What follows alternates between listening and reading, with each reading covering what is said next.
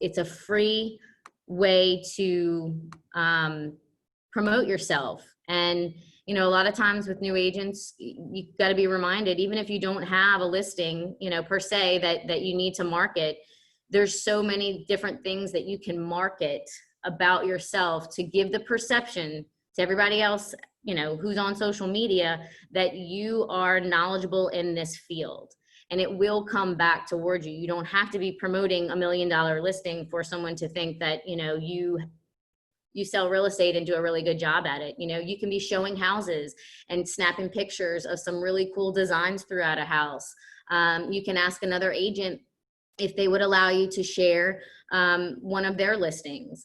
Again, social media is so much perception in a lot of different ways, but especially in the business field. So keep that in mind, to just remember that you don't limit yourself on what you have.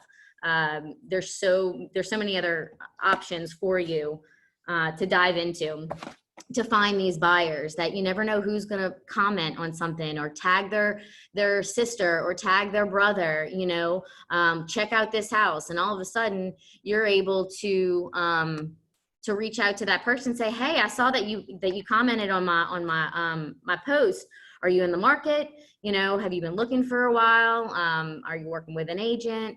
Different things like that, to just help get those clients, those potential clients, get in front of them, you know, let them know that you're available, and start that conversation so that you can hopefully turn them into a lead that's cultivated, of course, and then qualifying them along the way to turn them into a buyer for you. Okay, so cultivating our buyer leads. You know, it's important to remember, you know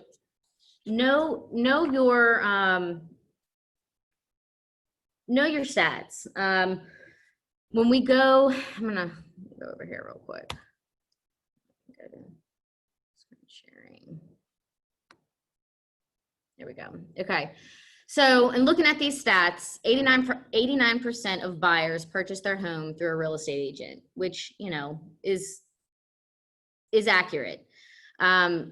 Just in general, when you think about, you know, the majority of the people that are out there, buyers, you know, buyers are very savvy these days, and they do so much of their own searching without a real estate agent, because the amount of information that is available and at their hands is so much more than it's ever been throughout the years. So although they are doing a lot of poking on their own, which sometimes can be easier on us in the end, the majority of them rely on our expertise to get them to the table.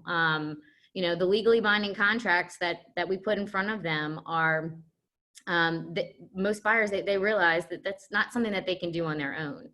So keep that in mind, that they need you, although they may, you know, act like they don't, or may feel like they can do a lot of the work on their own. They really, they need us.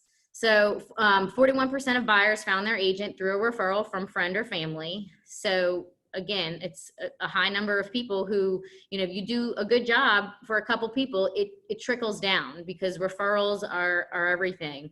And a lot of times, when you are working as a referral from someone, you have less likely to have competition. So, because there's not only is there competition, you know, when you're working with sellers, but believe it or not, there's lots of competition when working with buyers.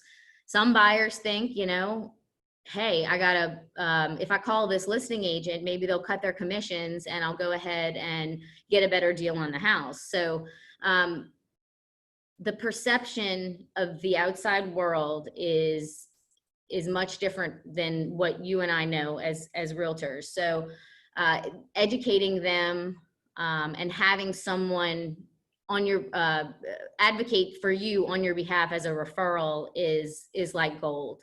It really is. So 75% of buyers interviewed only one real estate agent during their home search. So that's a good stat. It's the majority of them are only going to one, which sometimes is good, sometimes is bad. But I think that helps, as long as you're doing, the right thing and putting forth the effort, you're not going to have as much competition. And then 51% of buyers visited an open house as a way to see homes. So believe it or not, those open houses, while they're not always a slam dunk, if you prepare for them the right way, it really will, there's so many buyers out there that they like to poke around, whether they're working with an agent or not. That is where you really can find an abundance of them. So, they're low cost. That's a really big thing too. When you're first starting out, you might not have the resources to pour into expensive marketing. Well, I mean, an open house is your time, and while time is money, it definitely is a great way to get your foot in the door. So let's see, we're gonna go on over here. All right, so next section we're gonna be talking about is cultivating our buyer leads. So, we're at the open house and we have met a couple who lets us know, a little bit about what they're looking for. We've had an opportunity to introduce ourselves, and, in doing an open house, it's twofold. I don't particularly like having a sign-up sheet, just because it makes the buyers feel like they're locked in. I prefer to just introduce myself, let them know a little bit about the home, and allow them to walk around on their own so that they don't feel interrogated. It's really important to allow them to feel comfortable with you, because let's be honest, that is the absolute first thing that anyone is going to feel when they get in front of you, is whether or not they feel comfortable with you. So if they don't, they're going to move on. Now, they feel comfortable with you and you've got good information, you're locked in. So what you got?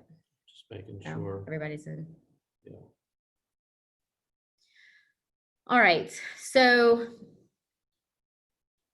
after meeting with them at the open house, I think that, it's really important to, when you're speaking with them, letting them know that a little bit of, about the area, start your needs analysis there with them. Keep it, very casual, but also purposeful in understanding a little bit about where they are in the home buying process, because that will allow you to know whether or not they are a real live buyer who's actually, ready to move forward. And it'll allow you to sort of qualify them in categories. We, through Command, which is really nice, when we put in our contacts, it allows us to categorize them as an A, B, or C. And so in doing that, while you're at your open house, you can essentially do it, in your head. Okay, I'm talking to these people, and, they're pregnant with baby number 2, and they're ready to get out of their house, and they need something in the next 3 months. Well, that is probably an A to maybe a B. Someone who's come in and said, listen, we're somewhat new to the area. We just leased and we want to be looking in the next year. That might be someone who is a C or a D. So someone that you still want to cultivate, but is not somebody that may need your attention, your complete attention right away. So like I said, cultivating them, whether that's through an open house, whether that's another place that you have met them, whether it was the grocery store or on the playground. I've met, clients just talking with my kids and created a relationship with this, random person who we clicked and eventually turned into a client. So it all comes down to just really analyzing who you're talking with, getting to know them, creating a relationship that may or may not come from anything with them, but they will remember you. And even if they're not the ones who need the help right away, it could be, like I said, someone in their family, anything like that. So there's never a lost opportunity, never any wasted time. All right. Okay, so cultivating our buyer leads.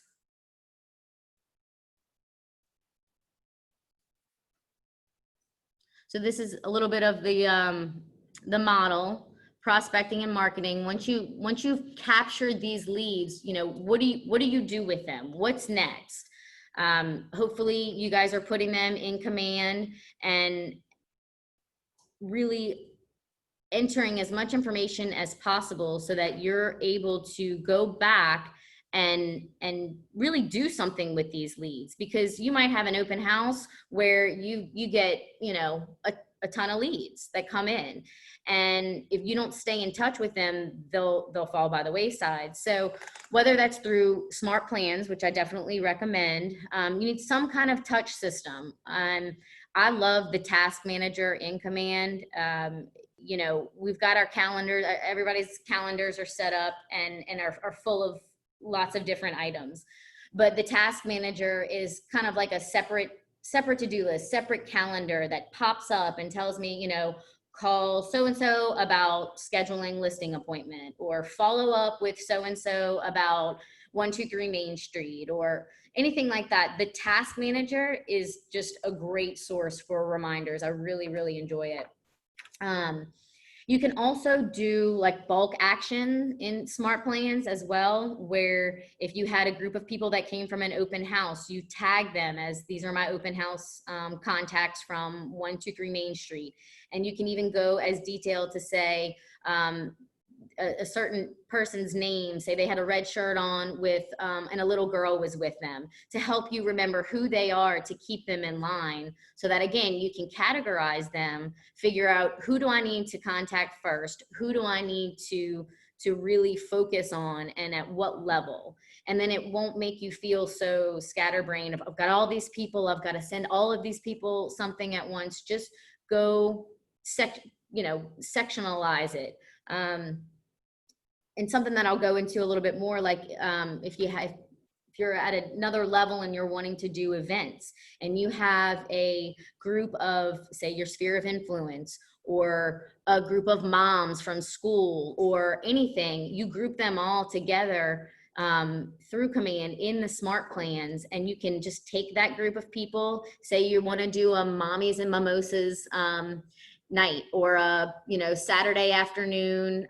You know, it doesn't have to be real estate related, but when you have these events and you're able to group these people up together through the bulk action smart plans, it really helps you become efficient. Like, okay, I'm going to focus on this group of people and this is what I'm going to do.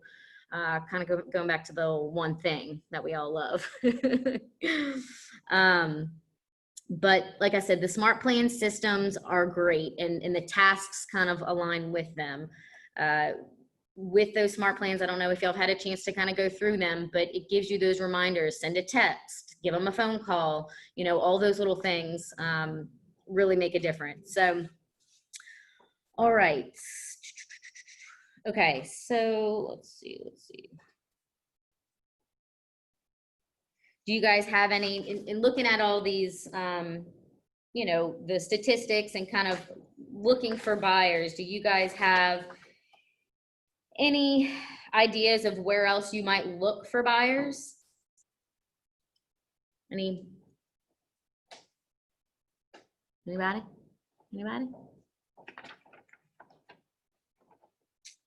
All right. So, let's see, 1 second. Notes. All right, so we've cultivated the leads, which means that we've placed them in an interactive and action-based touch plan. So everyone that you have a conversation with can be added to your SMART plan. It's just listening to their needs analysis to figure out where to place them. This triggers a series of events that will get you into a relationship with that contact to help cultivate the appointment. It's not super simple to just meet someone and say, okay, let's go meet to talk. You really have to create a real relationship. They have to feel like you actually care, not just about the fact that they're buying a house. And in doing that, it simultaneously allows you to really understand their motivation and their needs and wants. It's twofold.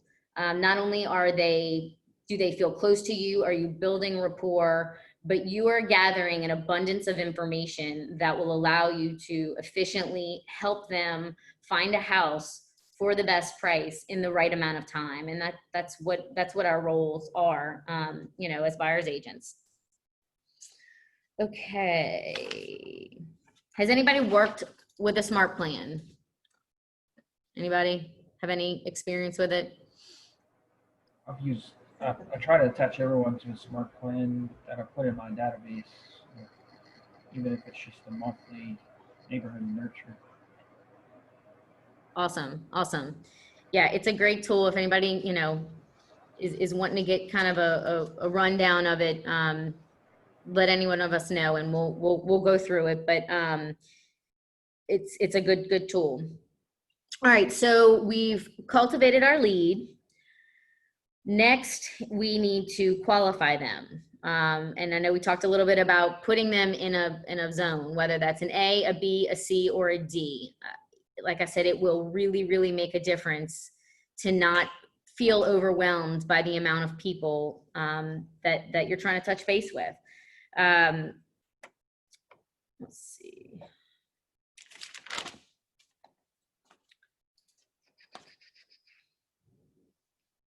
Okay, so your A's, of course, are able, ready, and willing to purchase. Your B's are able and ready, but not right now. And your C's are not ready, or they can't.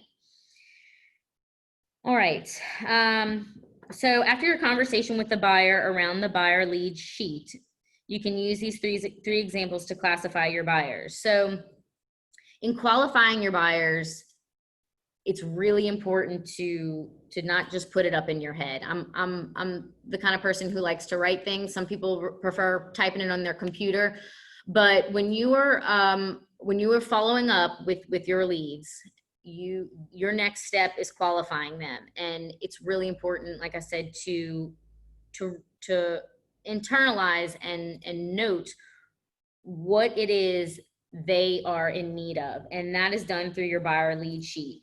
Now, this buyer lead sheet is not something that you want to just read verbatim. Okay, how many bedrooms and baths? Okay, how many square footage? And what's your price range?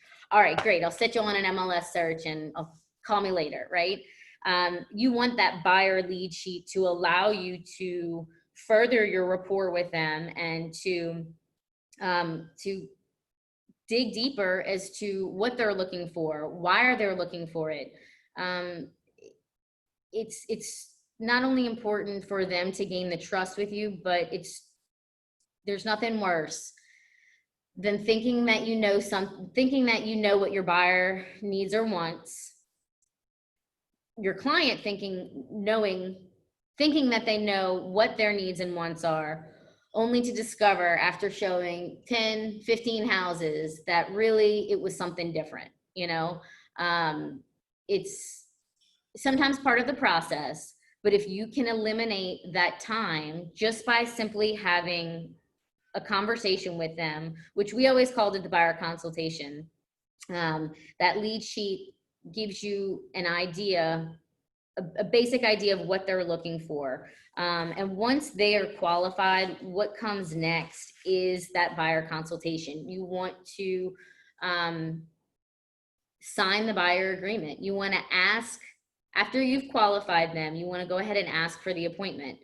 You don't want to aimlessly put them on an MLS search and pray that they call you when they find something, because it just doesn't always happen like that.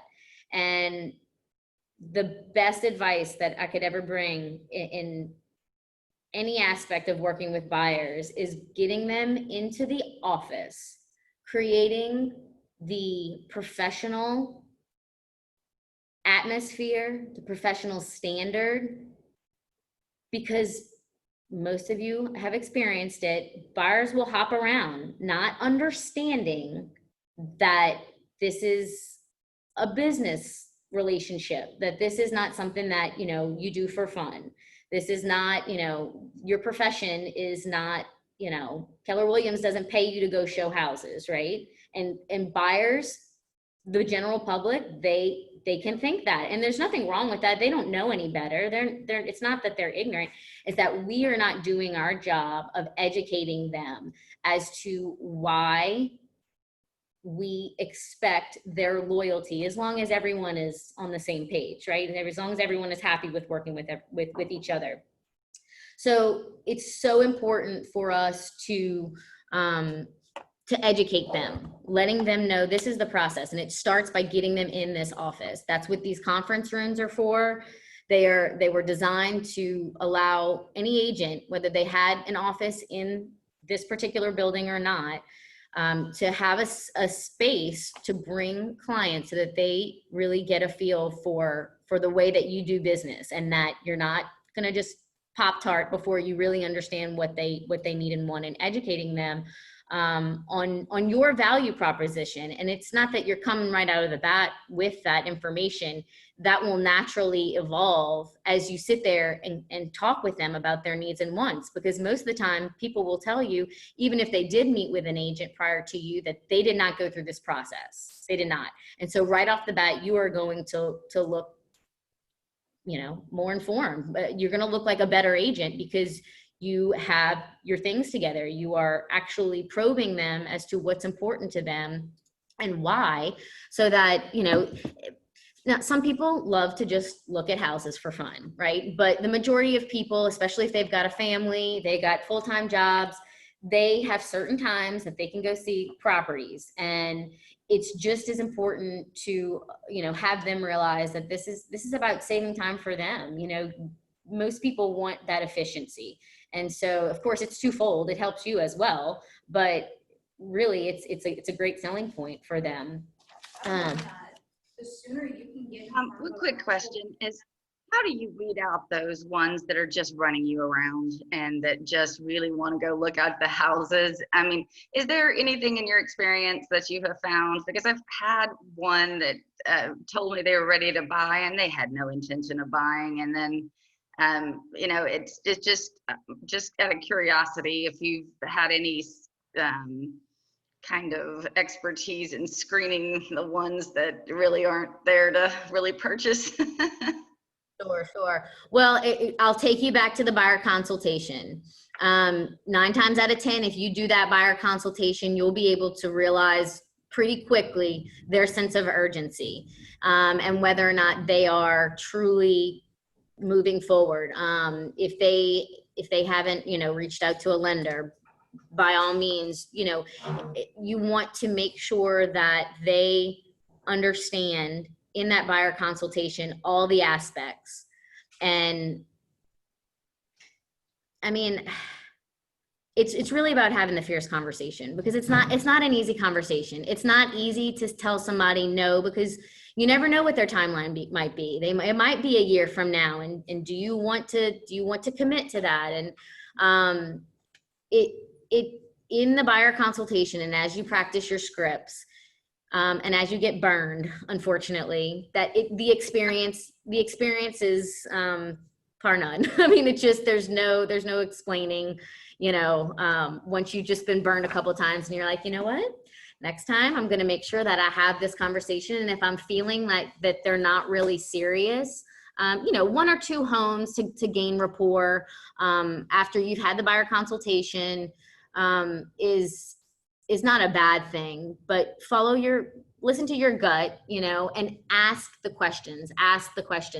That really is everything. And if you're finding that they are leading you instead of you leading them, come back to the buyer consultation. Even if you've had, you know, I've done a 2-part buyer consultation where we met in the very beginning, and then, you know, we start looking at houses and they're not making offers because it's not right. I say, okay, we need to come back. We need to sit back down together and really go deeper on what you guys are looking for, because what you told me you were looking for in the beginning, these homes that we've seen are meeting that criteria, and you not wanting to move forward with an offer is okay, but I need to understand better what you're looking for so that we can find the home that you do want to make an offer on. I call those come to Jesus. Those are come to Jesus meetings. Those definitely are, they're hard. They are hard. And if you have the opportunity to read the book, Fierce Conversations, it's really good. In the beginning, it's easy to just go meet somebody that called on a house, or a random lead that's just, you know, ready to go. Safety wise, that's a whole nother issue. But, you know, don't take too much time without asking the questions and educating it. It is our job. We always have to point the finger back to ourselves when if we get run around, if we get, you know, things don't pan out the way they should, you always got to turn that finger around on yourself. Like, what could I have done better? If I had told them this, would they have gone down a different road? So it just comes down to scripts. I hate to always go back to scripts, but it's so true. And if I can be completely honest, years ago, I was not into scripts. I did not realize the importance of them, because I wanted to feel more genuine. I didn't think that scripts would allow me to feel more genuine. Thank you. But I realized over the years how important it was. It's just knowledge. It's basic facts that make your fierce conversations fact-based instead of emotionally based. You know, like, oh my God, you know, you've been taking me around forever. Now I'm just annoyed with you because you don't really know what you want. Well, I didn't really ask you the best questions, or I didn't dive deeper on a certain question that you said, well, I want a fence. So what does that mean to you? You know, or I need a big backyard. Okay, well, what does that mean to you? So the questions that you ask in that buyer consultation will pave the way. And again, in my beginning years, was always told, you know, do the buyer consultation. And we were lucky to have a lot of clients around us that were friends, or, you know, when we first got in it, we had just gotten married. So a bunch of friends were getting married, a bunch of first time home buyers. And so, you know, we would help them all the time. And we didn't work as many cold leads. And so we did not dive in with the buyer consultations as much as we should. And I regretted it time after time, because had I done it, I would have created more of a professional atmosphere, even though it was people that we knew, our friends, our family. Those can be very hard to deal with, because not only do you want to take care of them from a business standpoint, but socially, it's still there as well. You're still having to engage and not really be able to shut off sometimes. So nurture everyone. Family, friends, referrals are huge, but your cold leads are just as important. And sometimes, a lot of times, they're easier because they see your value, and you're able to really have it's easier to have a fierce conversation with a stranger than it is probably a friend who is possibly running you around. But what are you going to do? You know, your thought process might be, well, it's my friend. I mean, I've got to do this. It's my friend. And no, you don't, you know, and until you get to the point where you're burnt out, that's when it stops. And you don't want to get to that burnout point. So just follow what everybody has paved the way telling us to do in order to qualify these buyers. So find their motivation, okay? Figure out what it is that's important to them so that they are able to understand what they want. I'm sorry, I haven't been clicking through these slides, guys. I apologize. Okay. we've got a role play section. Where is, let me see, hold on one second. I'm gonna put you guys together on role play. Anthony, are you here? Where are you? He's gonna put y'all in groups here. One second. Here we go, breakout rooms. Okay. All right, I'm gonna put you guys in breakout rooms together. I'm just randomly assigning everyone, so get in those and take the next 10 minutes to go ahead and role play. You have your, there we go. I think that's right.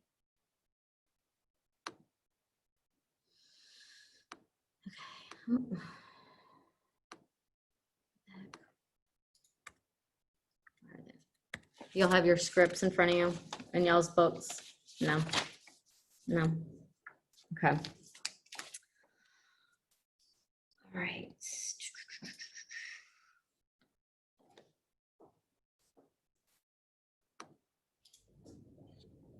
Okay, are y'all in your breakout rooms? What's the password on the internet? Yes. Is it fax? 727-7201.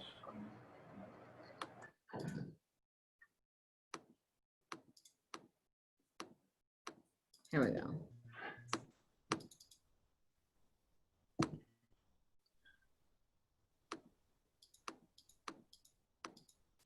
Why is this?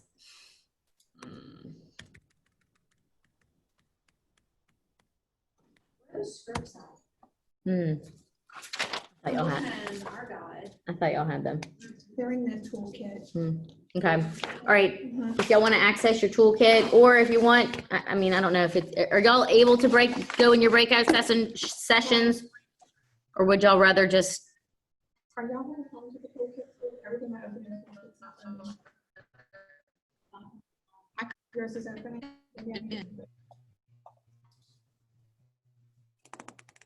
It says use the exercise in the page 5 and use your bar lead sheet to role play to determine whether their role play partner is an A, B, or C. Okay, so what's that?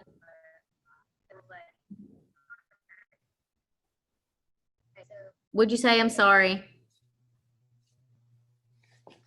Okay.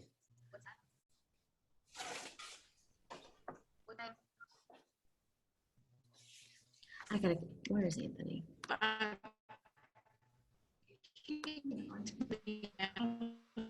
The breakout section. Okay, we're gonna, instead of doing the breakouts, they get it? Okay, what happened to, okay, let's just, can everybody hear okay? Let's just, I'm not sure why the breakout sessions aren't working, but does anybody want to volunteer in here to go over the buyer lead sheet?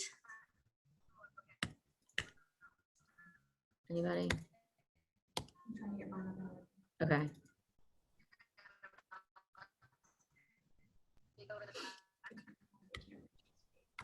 I can't do it, okay.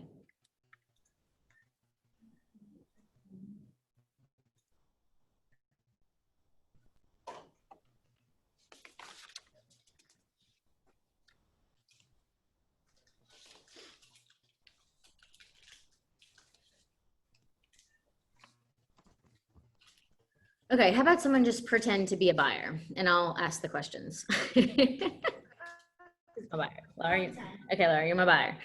Okay, so we have either over the phone, but more importantly, have scheduled the appointment with our buyer in the office.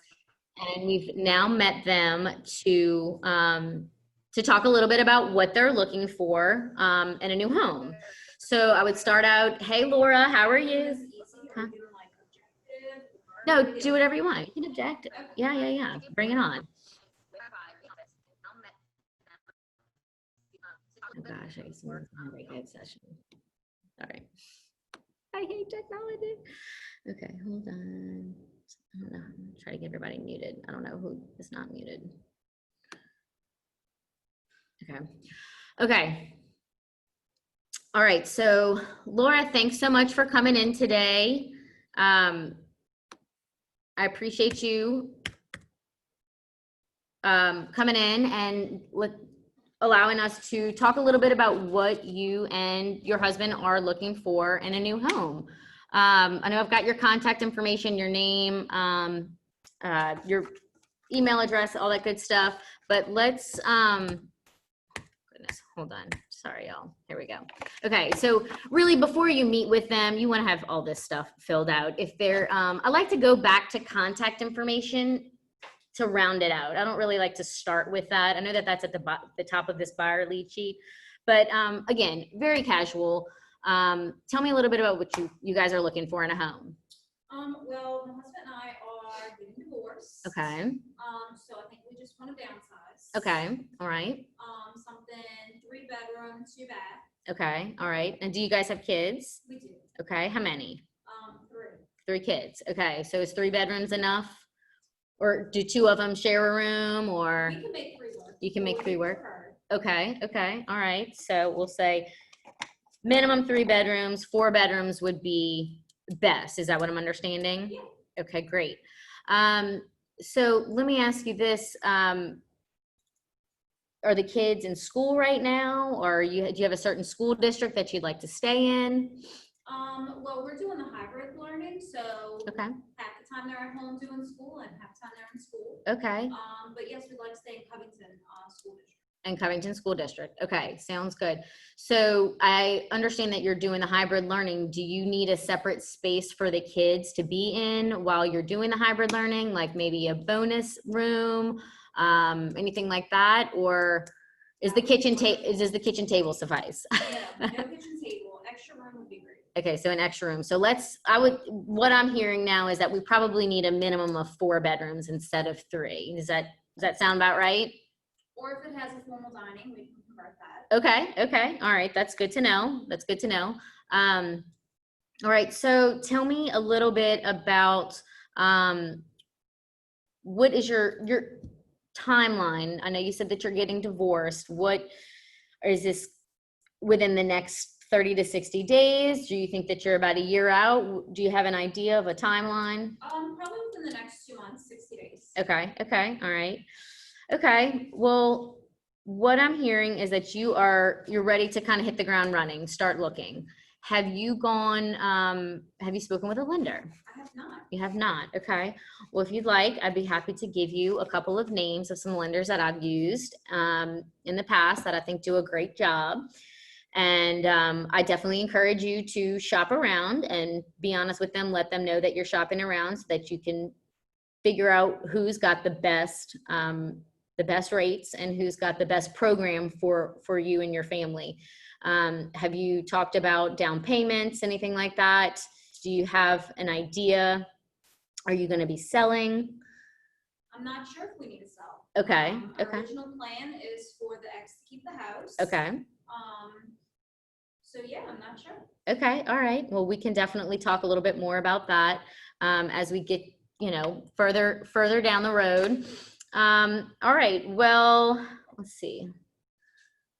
Okay. Let's start by going ahead and can you tell how good I am with my scripts?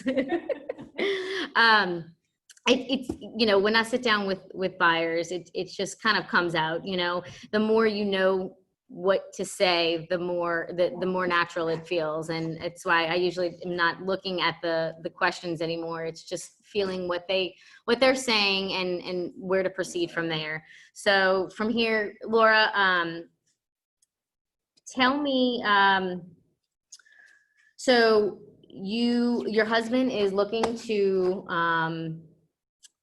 keep the home. Mhm. So does that do you guys have any divorce situations? A whole nother ball game. I could sorry, you caught me with that divorce because there's a lot of different aspects, So, I mean, even with a divorce situation, find out what it is that is important to that buyer because, you know, you might not have money to put down. And so we need to be talking about 100% down, you know, there's only certain loans that allow for that. So, although the numbers I like to leave really for the lenders to go over with them, it does help to get an idea because she might have just told me that, you know, her husband wants to keep the house and there's no equity and she doesn't have money for a down payment or closing costs.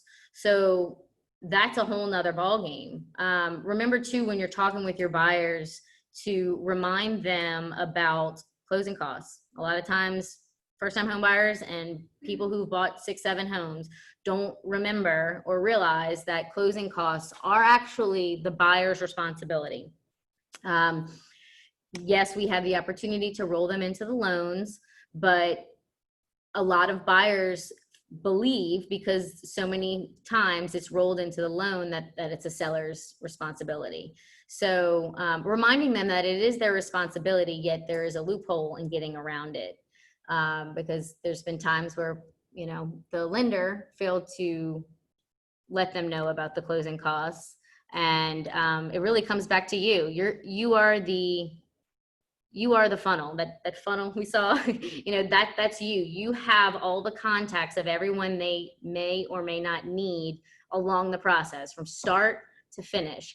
When we do our buyer consultations, not only do I have my list of questions, but I also like to have information about the home warranty companies, information about the lenders, information about the title companies, moving companies, everything kind of in a nice little folder so that they have something to leave with.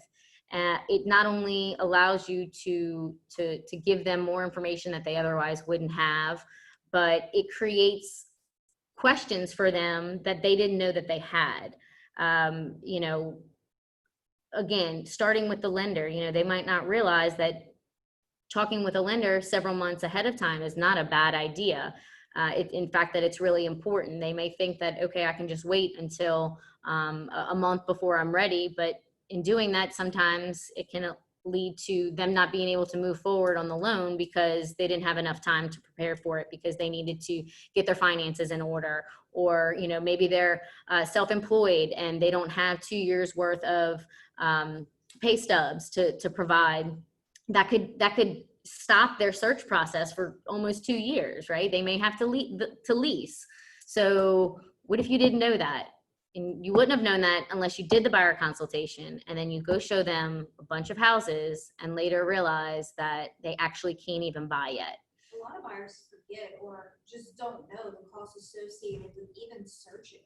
Yes. Like what comes next after putting the offer? Exactly. You need your down payment, inspections, appraisals. Yes. You know, you need all these things. Right. And so in my buyer consults, I try and do, like you do, a little folder with like all the extra information. I do a timeline, a series of events that are Yes. gonna happen, Yep. all the fees Yep. associated with it. Yes, that's And I'll let great. them know, like, this is, our first step is making sure that you have at least $2,000 in your account right now, Yes. just to get started. Yes, that's great.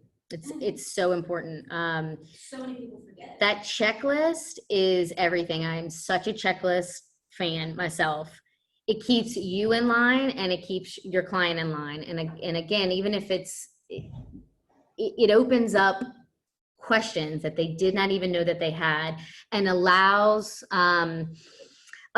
you to I like to, in that checklist, the benefit really comes into play because with our electronic signatures in the electronic contracts, I don't often sit in front of a buyer anymore and go through the contract right in front of them, right? It's over the phone, or it's through the email, through the DocuSign.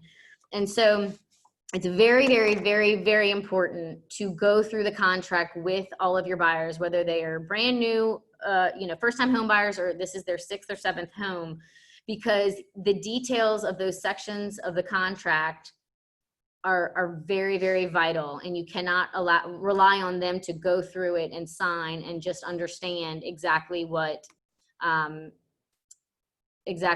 it's. Sorry, I got a message that came in. The electronic toolkit. Okay, I'll get that from, we'll get that from Anthony. But going through that contract and letting them know, okay, we're going to start looking. This is what's going to happen next. They really, really need a timeline so that they understand what's going on, and it will allow you to give them the basics of the contract too. Like, here's our inspection period is going to start right when we finish, right when we sign the contract, and this is how long it is. And once that's over, then comes the appraisal and, you know, all the stuff that follows suit. You're able to go into depth about, let's say it doesn't appraise, or our options and inspections, and going back to them and asking them to fix things, or asking them for money toward closing costs, if there's any room for closing costs. It sparks all these little questions that, when it comes down to writing the contract and moving forward, they are not going to feel in the dark, and that is going to make you look like the star, right? Because you are taking care of them. You are entering into a legally binding contract for the biggest purchase of someone's life, most people's lives. So the details of the contract and in that buyer consultation really will make a difference. And if you have the opportunity to go through the contract, even a little bit in that buyer consultation, I think that it will really set the stage for those buyers to say, oh my gosh, right, this person knows what they're doing. Because that's when a big part of the work comes in. They just think that, you know, they'll show me property, you know, we'll look at houses, and you and I know that really the work comes in is once we get under contract, right? Like once the negotiating starts, and then from there, the work it's more and more. So if they are getting a little bit of a taste of what is in that contract and what is expected of them and what they can and can't do, they will vest themselves even deeper. Okay, so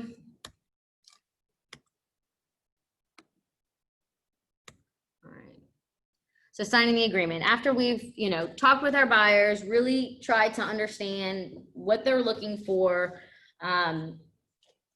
finding out what their motivation is. What is the root of their motivation? As we end, I always like to tell my buyers, you know, of course, thank you so much for coming to meet with me or with us, if we're both in there.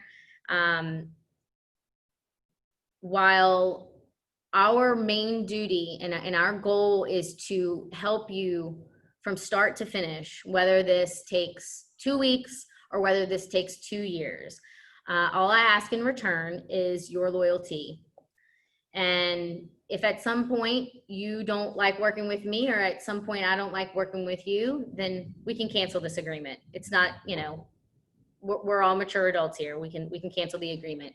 But in order for me to move forward with you and showing your properties, I need to have your commitment. Does that sound fair?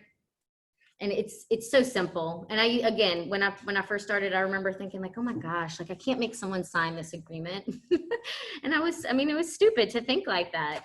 And after I did it one time, well, excuse me, after I got burned by not signing the agreement, I never wanted to go show property again without getting a buyer representation agreement signed. And it's so important now more than ever, because people hop all over the place.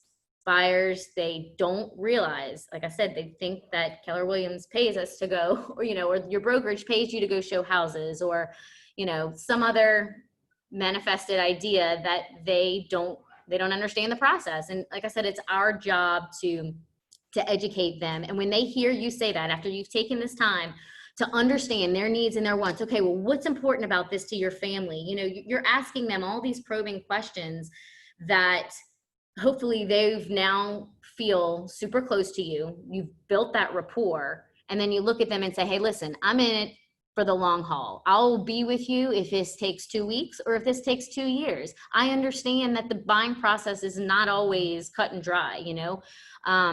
All I ask in return of you is your loyalty to me. And if at any point I am not doing the job that you expected me to do, I would ask that you please let me know so that I can do a better job, you know.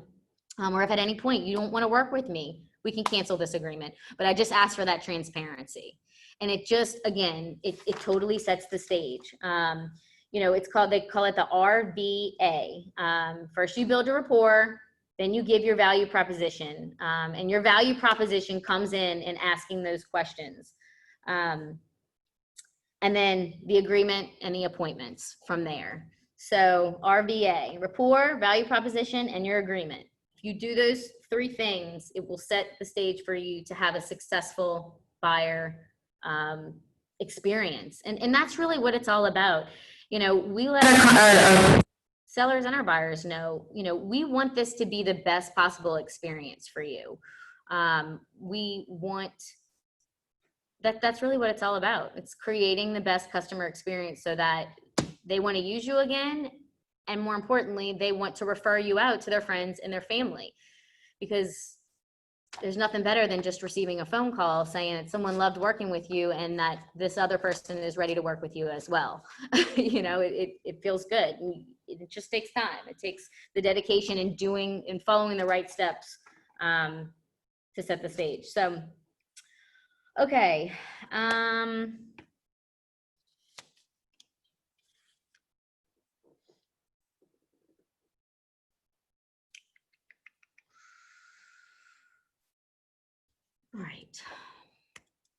All right, guys. How's everybody doing? What time is it?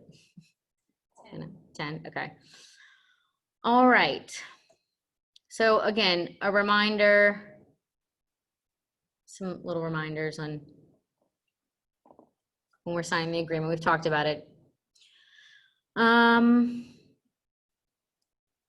Okay. All right, any recap and ahas that anybody wants to share? Does anybody have any questions about what we've gone over? No? Anybody I think thinking has changed? I think it was. Any idea? Go ahead. I thought it was great to the idea of the checklist to, you know, include putting in the appraisal and inspection and just the hidden costs that, or not hidden, but the cost that buyers would be unaware of in that initial approach. And also kind of going through the second round of the buyer consultation, come to Jesus, because even if they tell you up front this, yes, they've been pre-qualified and all of these things, I mean, they can just lie to you flat out. I mean, and tell you that all of the stuff that they want. And then that second round, that kind of gets you to, okay, something is just not gelling here. And I never thought about doing that again. And having them come back and say, all right, here, you know, this is what's happening. These are the houses. This is what we've decided. And that makes a lot of sense. And thanks for that. That's a really great way to approach it. And I never even thought about doing that again. So thanks. Good, good. I'm glad you got a good takeaway. Anybody else? All right. Let's see. Anybody have any tools or systems or models that they like to use to help make them accountable? Like, want to share anything? Systems are everything. You know, in the beginning, when things may be slow, or even throughout your career when things get slow, going back to focus on that's part of the business, where, you know, you growing it is working on your leads, but running your business the systems is a huge part of it, because it cannot run efficiently if you're scatterbrained. You know, if you got 10 different things functioning 10 different ways, as your business increases, your systems are everything. So find those tools, find those systems that work for you, hone in on those scripts, you know, and just familiarize yourself so that when you do have the conversations with the buyers and or the sellers, that it just rolls off your tongue and it doesn't feel or sound like a script. it's knowledge and knowing what to say when someone gives you their response and that's your value proposition. It really is. Okay. Okay. So goals to set your career on fire.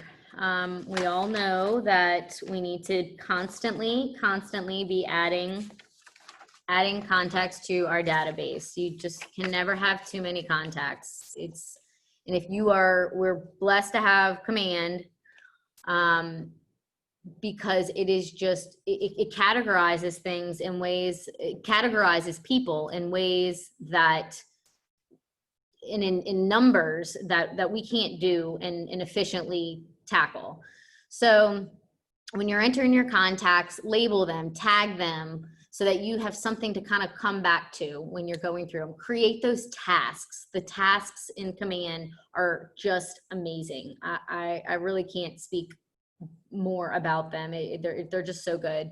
Your 10 conversations a day, make sure that you're talking with someone, and it doesn't have to be about real estate. You of course have a handful of clients that you are, they're on your drip. They are on your list of, give them a call today, see if they're, have seen anything, come across that they like, or potentially doing your own research and saying, look, I found this one looks like something that you might be interested in, or potentially, looking for those pocket listings. Reach out to the agents that that do a ton of business and ask them for, potential pocket listings. Hey, I have a buyer looking in Mandeville who needs to be, no more than 400,000, and it's got to have, a bonus room, 4 bedrooms plus a bonus room, or has to have a pool. Reach out to those agents who, have a lot of listings, who get a lot of the business. They will be your ticket to looking like a rock star, right? Like they will have the potential listing that your buyer doesn't know about. And especially in a market like we're in now, where houses are flying off the market, you got a little tidbit of information. You were able to get them in there first and foremost. And we didn't even have to enter into multiple offer situation, because the second offer didn't come in until 24 hours later, so you can really look like an awesome person. Anthony, you talking? It says you're talking. I can't hear you though. Handwritten notes. I'm a sucker for handwritten notes. I think that especially in today's time where email is prevalent, take time to write a handwritten note, no matter what you do, how you're trying to communicate with them, thanking them for coming to an open house, writing them a little note, like after our buyer consultations, I like to write a personal note just saying, thanks so much for coming in to meet. It was so great to meet you and your husband or your child. I'm looking forward to helping you along the process. Keeping those touches really impacts them and makes them feel like they're important. And I mean, they are, right? But doing things, it's all about standing out in this business. There's a ton of real estate agents out there, and you have to do your part in standing out in order to really set the standard of why they want to use you and why they want to send you to their aunt, nephew, whatever. And then 10 home previews per week. So whether that's with clients or without, get yourself inside at least 10 homes, or familiarize yourself with them so that you're able to do some random posts on social media, which again are free and are so easy, and perceive you to just know everything that's going on. Even if you don't, it's okay. With social media as well, even if it's an article about something that's going on, in the housing market that you believe in or that you think is important, share that kind of stuff. People want to be educated. And like I said, when you're previewing those homes, go look at some real expensive homes, that, hey, might have some really awesome design features that, you can promote. And who knows what you post on social media, you've got a buyer who is in that price range. You know, they might not have contacted you and told you, hey, listen, I'm ready to look a buy or sell, but your friend whose mom and dad have been looking, all of a sudden tag that mom, right? You need to see this. And then you reach out to that mom, and that mom now has, you know, let's just say she's not working with an agent. She just started the process. She doesn't even know really if she's going to move forward. And you follow the steps of building the rapport with her, finding out, you know, qualifying them as a lead, figuring out the timeline, setting the appointment to learn that, hey, if the right thing came up, she could move in the next 60 days, or she could wait a year. Again, it will allow you to track all the information, and you just went from, you know, a friend of yours who maybe was in a $300,000 price range to their parents who are in a $700,000 price range, all by making a couple of posts on social media that your friend thought was cool, tag their mom, done. There's a, that is really a great way to lead generate. It happens so often. It happens so often. People don't realize how easy it is to do. Okay, so, well, is everybody doing good? All right, so just kind of a little bit of a recap. Of course, in lead generating, we want to uncover their motivations, identify their objections, close the deal, speak in terms the customer understands, and build confidence. They want to, you know, they want to feel confident in the person that they are hiring to do this job for them. So any information that you can deliver to them is just, it's more powerful than you think. And especially, like I said, in going over the details of a contract, or excuse me, the basics of a contract, but the details of what they're looking for in a home, again, makes them think that, look, they know what they're talking about. You know, nobody else has sat me down and asked me these questions. You know, they just popped up and showed me a house, and then I haven't heard from them in weeks. So it's more important than you think. And again, we kind of went over with the scripts why it's so important to learn them and internalize them, is because that's the only way that they become personal and easy, and, you know, you can handle those objectives.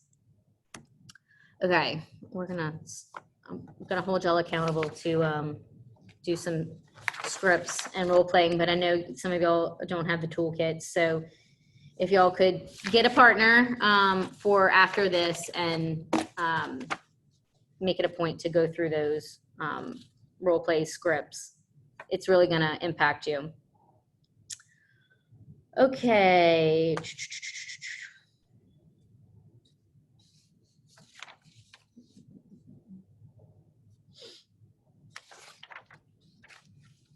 All right, let's, what time is it for? 10, 12? Okay.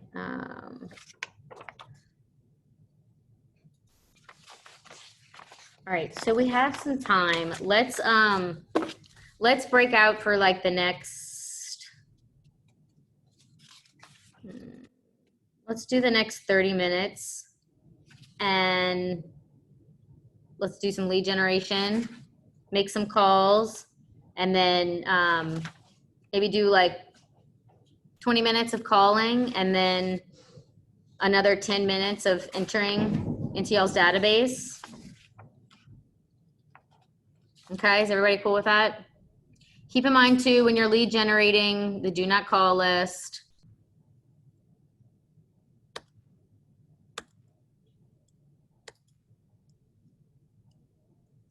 Clarify, because I was putting people on smart plans yesterday. You're supposed to make a contact with them before you put them on smart plan? To Yes. see if it's okay to put them on smart plan? For the campaign? Oh, no. So I can just put it on there until they say they don't want it, and then Yeah. I'll go back and take them off. Yeah, Okay. yeah. Well, I just got, totally, I did that to everyone yesterday on my leads. Put them on there. Yeah, just put it on there, and they'll tell you if they don't. I mean, they'll let you know, or they have the little unsubscribe button. Yeah. Okay, is everybody good? with taking the next 30 minutes? If not, speak now, forever hold your peace. Okay. Feel free to chime in if y'all have any questions or need anything in the meantime.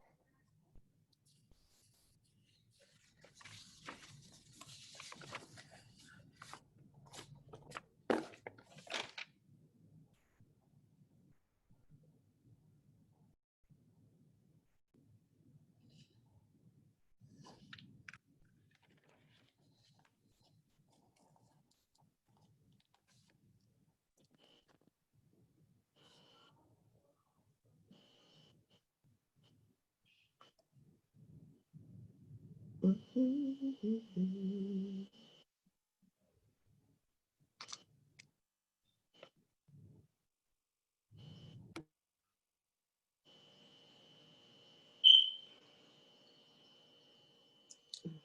have a question. Yes, ma'am. I'm sorry. I was trying to ask questions, but I didn't know my phone was on mute the whole time. Oh, I'm sorry. Yeah, this is my first time getting on Ignite, and I had a question. I'm a new realtor as well. Well, Where do you find the buyer's checklist? the checklist that we were talking about in the class or the lead sheet? The checklist as far as like for them, like they need the home warranty, the inspection, the appraisal, and everything like that. That I would like to put in the folder. Yes, there, as far as I know, that is not in the toolkit. That's just a separate thing that, that we use. Laura said she uses as well. It's kind of personal. I can give you, an idea of what I use, but we don't have that in the actual toolkit, but I can definitely provide that for you. Kind of an idea of, it's basically a breakdown of start to finish, when you are, when you start the process, of course. So what's your email? Jessica Judson, JUDSON at KellerWilliams.com. At kw.com or Keller Williams? I'm sorry, K Williams. I mean KW. Okay. I have so many. kw.com. Okay. Okay. Would you mind sending that to me as well? Sure. What's your email? It's Julie K. Baker at KW. Okay. And it's just the letter K, Right. not. Yeah. Okay. And whenever you're adding the contacts in your MLS, that doesn't automatically merge with your command? No, it does not. It does not. Okay, because It I is have separate. Okay, because I have some in my MLS. I just need to add them to command. Yeah.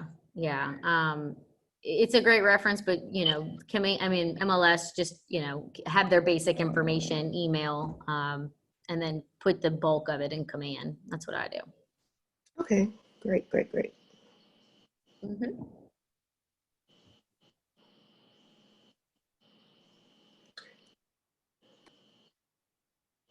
And I'm sorry, where's the electric toolkit? Where is that located? Is that in command as well?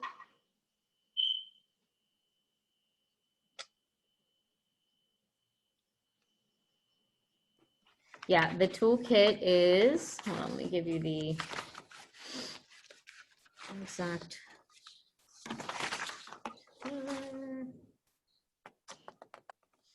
The toolkit actually, I think, is on, I'm gonna go double check. I'll tell you exactly where to get it. Hold on. Thank you.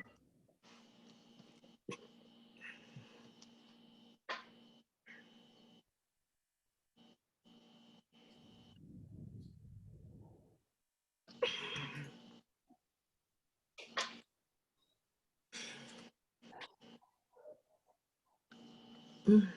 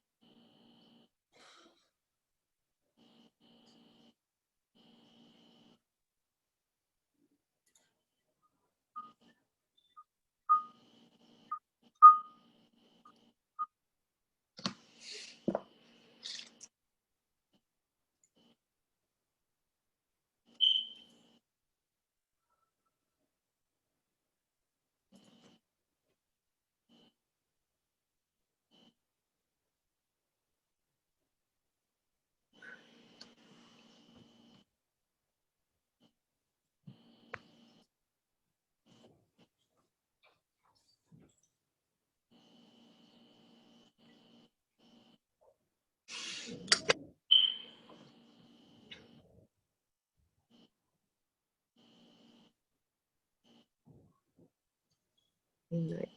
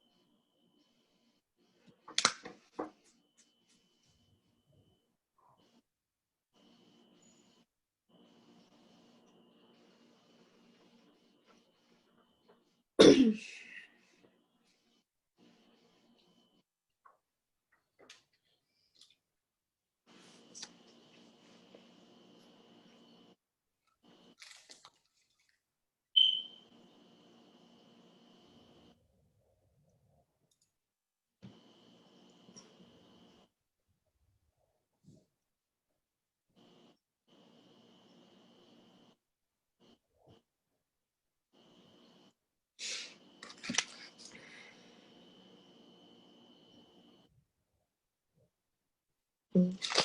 God is so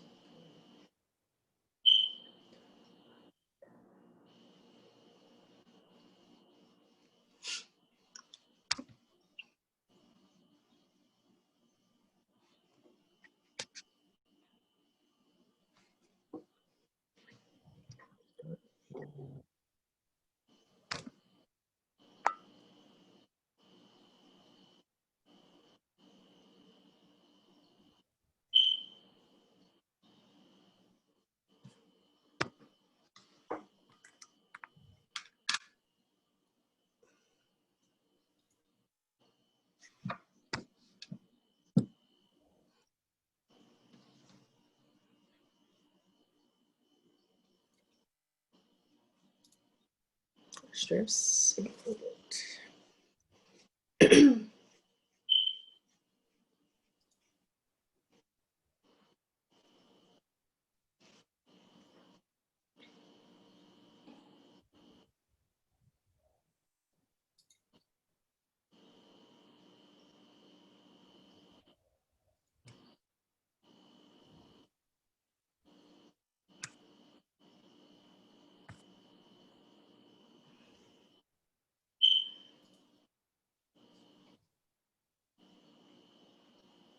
District.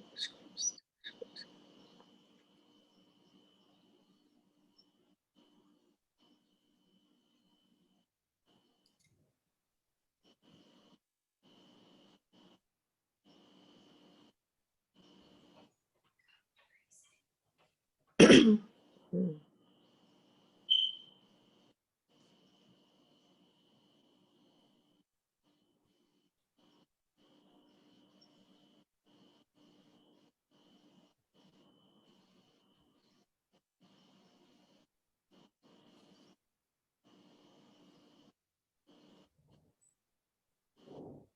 District.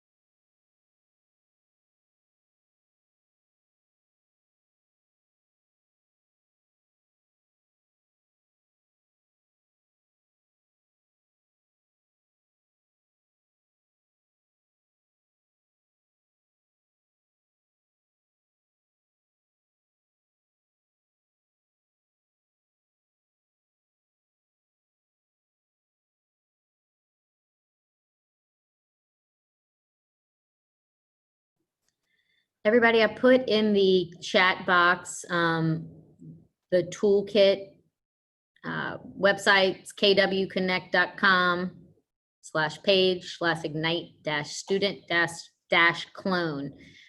It's in the chat box so that y'all can access it. Your scripts are in the toolkit as well. So after we finish, I encourage you guys to grab a partner and do some scripting. So you can find that stuff there.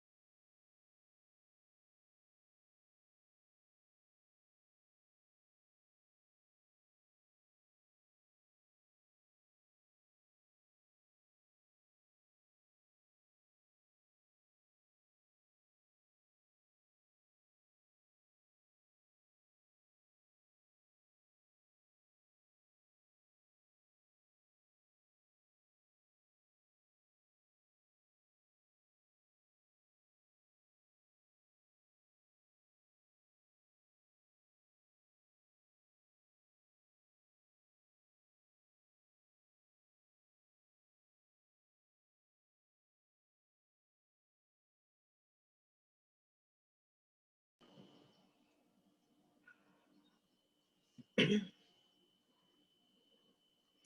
it up to the lender to find a title company or up to the agent?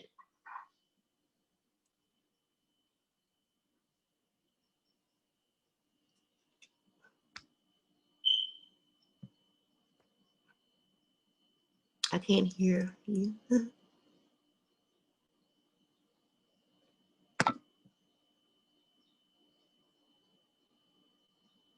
I'm sorry, can you say that again? Oh, I can hear you now.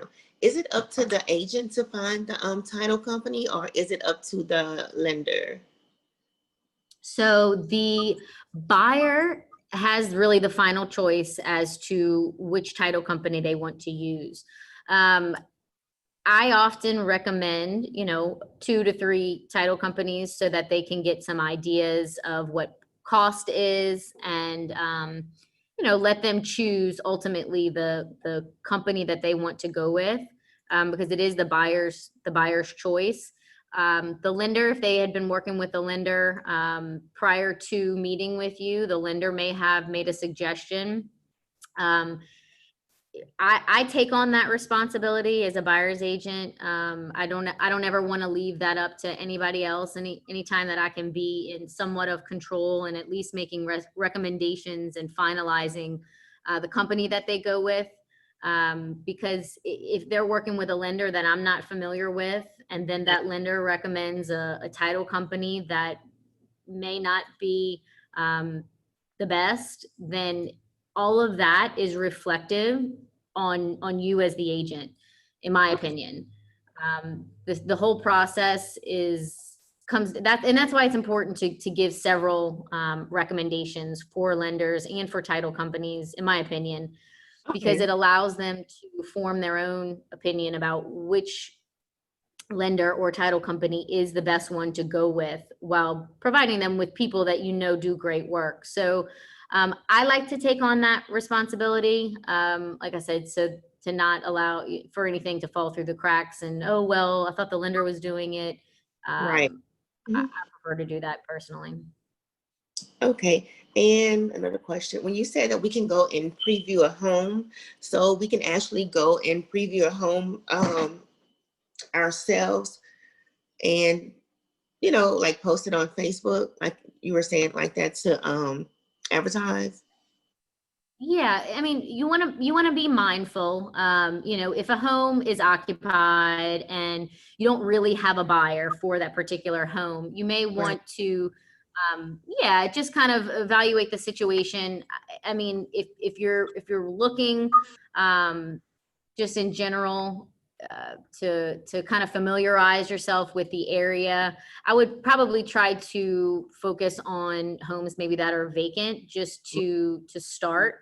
But if you have potential clients who are interested in certain locations, and that means you previewing homes, even if they are occupied, yes, by all means, I would just, be honest with the agent and just let her know, hey, listen, I'm previewing this home for a potential client, and it will just keep the lines of communication, because they're going to want the feedback, the listing agent. You want to be respectful of the people that are living there, as well. So dance lightly, or try to just be aware when you're previewing homes that that you do them purposefully, But yes, by all means, you 100% can do that. But there's nothing that says you can't. If it's Okay. available and they want to show it to you because you may have someone who's interested, go ahead, girl.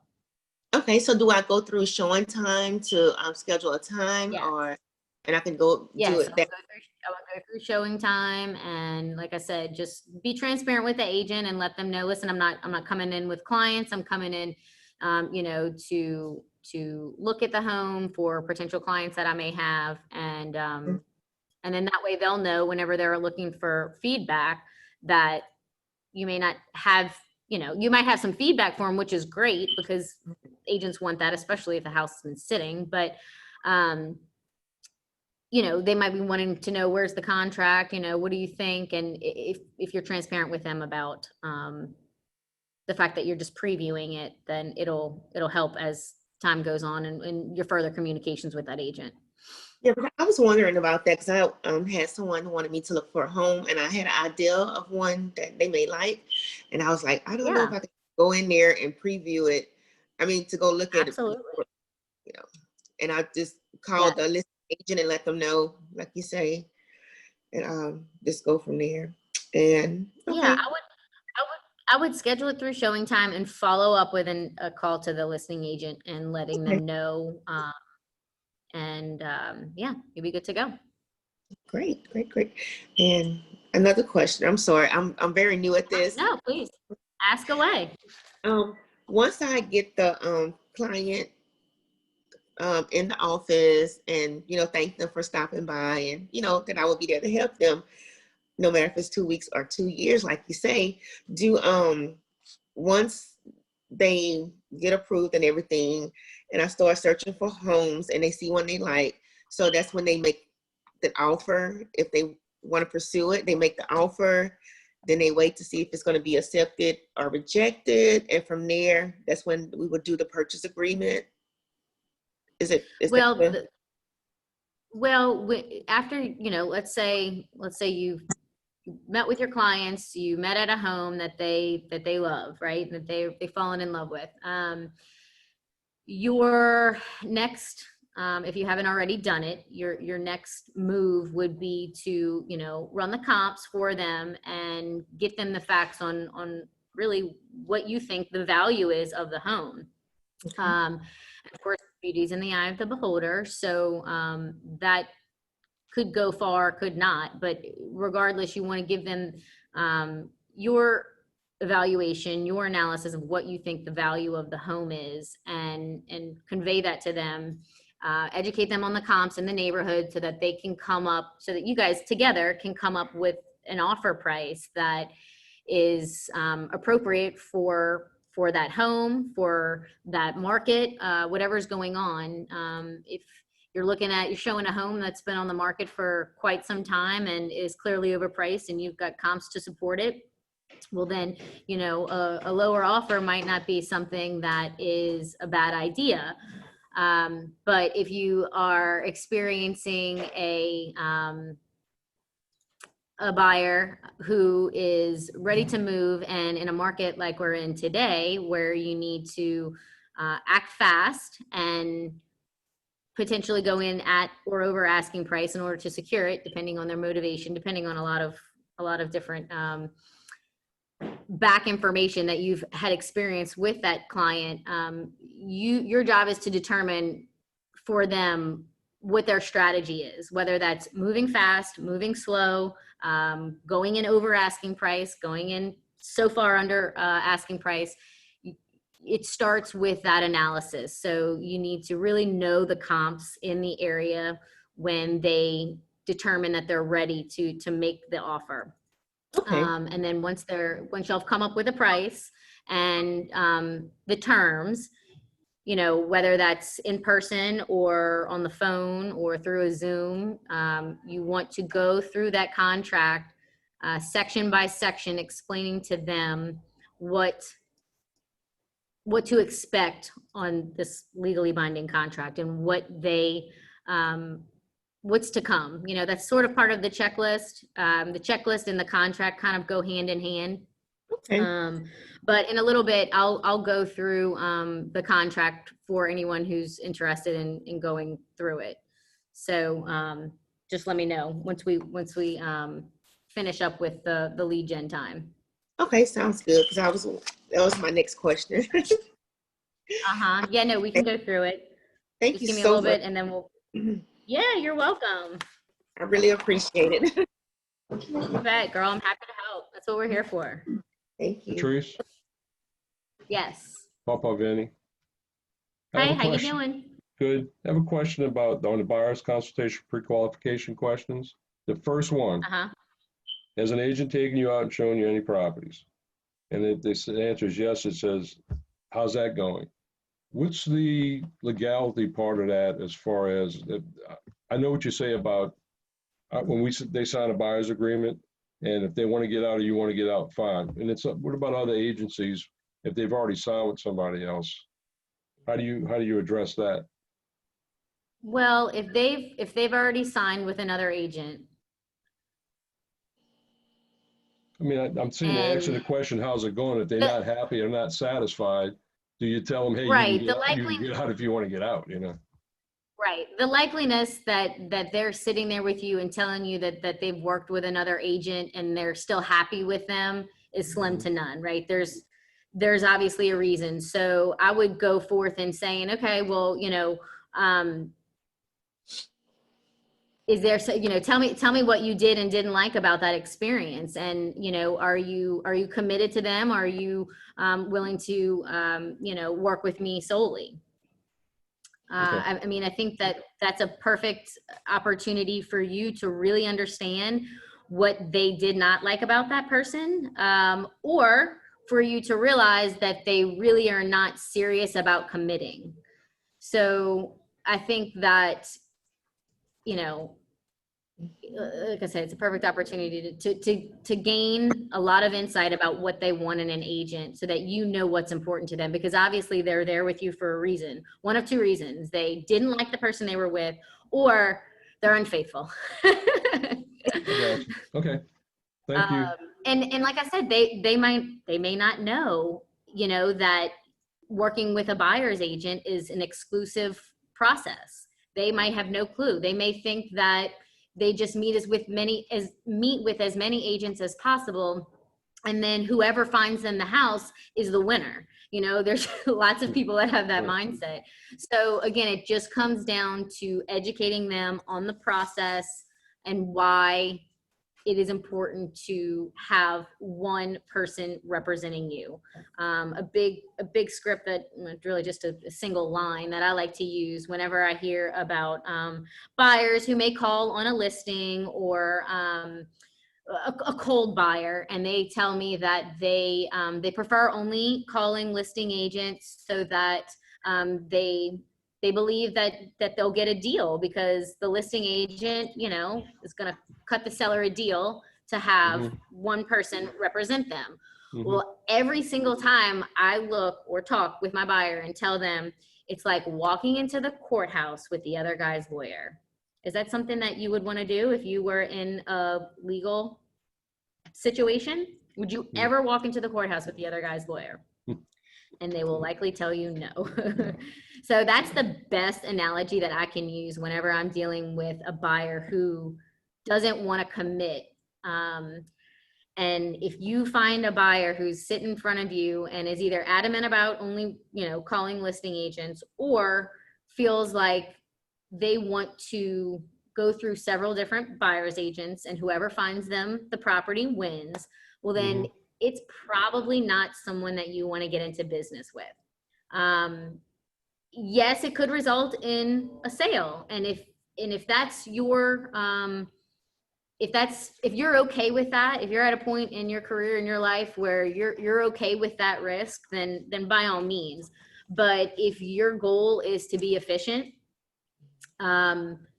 it's another fierce conversation and looking them and saying, listen, I respect that, but in my business, that's not how I work. And if you decide that you would like to work with me exclusively, I would absolutely love the opportunity. And if not, I understand and respect that as well and wish you the very, very best. And part ways. Sometimes you have to fire your clients, and it is not easy. It's not fun. You're like, what am I doing? Is this the right move? This could have been a sale, but it's unfortunately, and it a lot of time has to happen through experience of having someone run all over you. And there's nothing worse than going above and beyond for someone who does not respect your time. It's just not worth it. It's true. You'll go nuts. You will go nuts. And it's, this is it. It's not because of them. It's because of you, or me, point the finger back toward yourself. What could I have done better to make this experience better for them and better for me? You have to remember your time is very, very valuable. And if you don't set that standard with everybody that you come into contact, into business with. They will run all over you at some point, even if they're not trying to. Okay. It's like answering a text message at 9:30 at night that is not time sensitive. We're not talking about a contract was, submitted. We have until 10 o'clock to respond or something like that. Right. We're talking about just a general question, and you respond to that text message at 9:30 at night. They may not have had any malice in what they were doing. They're not thinking, oh, it's 9:30. I'm just going to text this agent and she'll probably text me back. They're not thinking that. They're probably, just winding down from putting the kids to sleep and finally are laying down and can think about life. Cause I do that all the time. And I have to tell myself, don't text whoever I'm needing. I need to email them because it's just not, it's not appropriate, right? And so, but the second that you respond to that text message at 9:30, just because it was easy or you wanted to be accommodating and it wasn't time sensitive, well, from now on, they think, okay, if it's 9:30, it's no big deal. I can just text them. And before you know it, for weeks on end, you're having freaking conversations for, an hour at night when that's your time to decompress and de-stress so that you can, it's that self-care so that you can actually perform the next day to the best of your ability. Because if not, like I said, you will burn out. It's so easy to happen. It really is. And it's, sometimes it's out of your control. You don't even realize that it's happening. But it's just setting those standards. And look, it all happens in the buyer consultation. Make yourself your own personal list of all the things that you want to talk about with this buyer, not only their needs and wants, not only the, dynamic of your, the way do business, but what your standards are, finding out what's important to them are weekends or weekdays more important for you so that you understand where they're coming from when they've got a search. So you may only have Saturdays available, right? And you may not want to show on Sundays. You need to let them know ahead of time. Okay, the way I work is that I've got availabilities on Saturdays. Do Saturdays work for you? And making sure that y'all have a clear understanding that if we're going to be showing on the weekends, I'm available Saturday from 9 to 6 or whatever it is. And setting the standard up front in that buyer consultation is really what will drive the entire customer experience, because you want it to be good for them. And there's nothing wrong with setting boundaries. There's absolutely nothing wrong with setting boundaries. People want boundaries, just like kids want boundaries. Adults who are looking for things, they want boundaries too. If they knew this business, they would, be buying and selling homes all on their own. But they need us. We're unofficial lawyers. We're here to protect them on these legally binding contracts for the biggest purchase of most of their lives. So set the standards and look, let them know, hey, listen, if there's a Sunday where, something's going crazy in y'all's life and Saturday can't work and I can make a Sunday work, reach out to me and we'll see what we can do. But generally speaking, we'll look, Wednesdays and Thursdays when you have off of work and Saturdays. Does that sound good? And they'll let you know. Leave the conversation for each topic confirming what it is you talked about, because there can be miscommunication that happens all the time. You might be talking to them about something and they're nodding their heads, but really they don't understand. And so repeating things back to them and having them give you a yes, that's what I meant, or no, that's not what I meant, will really help in the communication process. One thing that I learned, Nick and I learned when we went to the One Thing goal setting retreat. It's a couples goal setting retreat, and it doesn't just have to be for couples, married couples, business relationships, two people who are not related at all. Anyway, we learned that, in order to communicate, you have to connect first. So you can't communicate in order to connect. You have to connect first. So it's just those little things that, like I said, set the stage. And I'll keep going back to that, but just ask the questions and and guide them. They want guidance in everything from the beginning. And most of them are not getting buyer consultations. Most agents don't sit down with their buyers and really do an in-depth analysis. So, okay, let me go. Thank you. You're welcome. I hope I answered your questions. You did. Thank you very much. Okay, good. Good. Okay, let me go grab, actually. Let's see something. I'll be right back.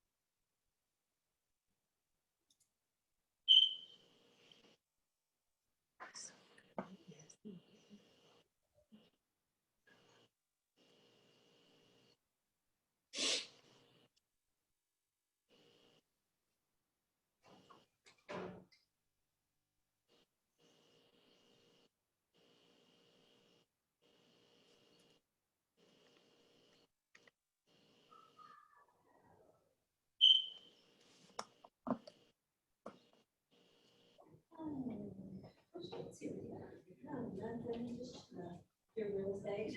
I'm actually like getting everything like together in my database. Supposed to.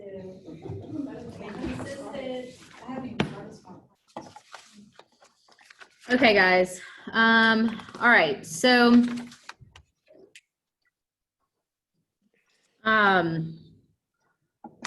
any other ahas? Any other questions?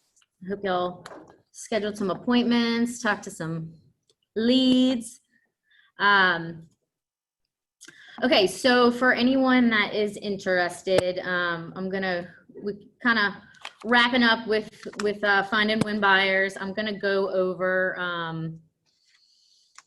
the contract a little bit for anybody who's interested. I know Kashira was interested, and somebody else. Jessica. But if you're not in, I mean, if you kind of know what you're doing, feel free to wrap up if you can't stay. And also if you can fill out or send in, I don't know through Zoom, if you can do the, what are they called? The evaluation forms. Let me know how I did, how I can do better. So fill those out whenever you have time. But all right, so just so you guys know, for anyone, I guess, who doesn't know, the contracts, of course, are all on DocuSign, or .loop, whatever you go through. Hopefully y'all are more than less are transitioning over to DocuSign. But they are available in our forms book that's in the office. If you ever need a hard copy, I would suggest bringing a hard copy to your buyer consultation. So this is kind of, and if you guys want, I know y'all were asking for the checklist, and I know Laura is the same. Our checklists are sort of in our heads a little bit. We do have them printed out, but it is more of a basic understanding of the contract and what to expect from start to finish. But this will kind of give you a little bit of an idea of a timeline. So we'll just go ahead and start. Y'all have a copy of the contract. Y'all know where to get the contracts.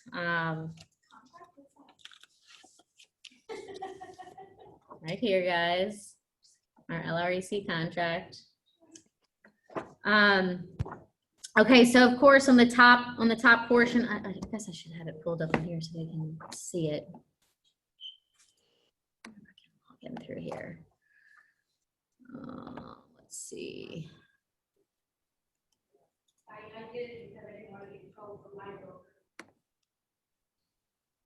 Pull this up here.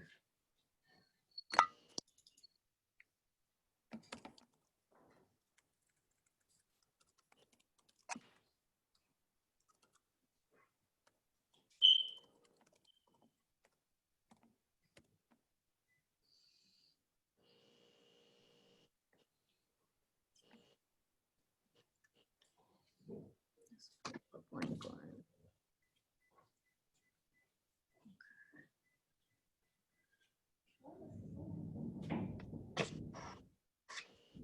Go here. Maybe. Okay. Let me just create an opportunity here.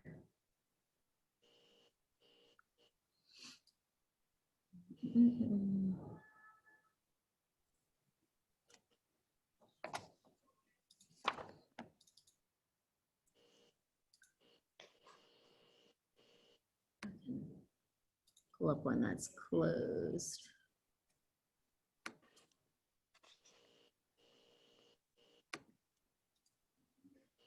Okay, so is everybody familiar with creating an opportunity?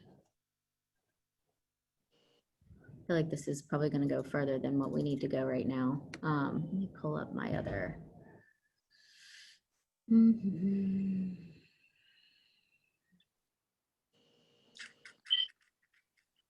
It's not working. Okay. All right. It's not pulling up, but let's start going through it. So of course, at the top of the contract, you're going to fill out, the listing firm, the selling firm, all that information. Chris Morris went through this the other day too. When you're delivering the contract, it's really important on that top line that you go ahead and fill in I'm trying to show this to y'all.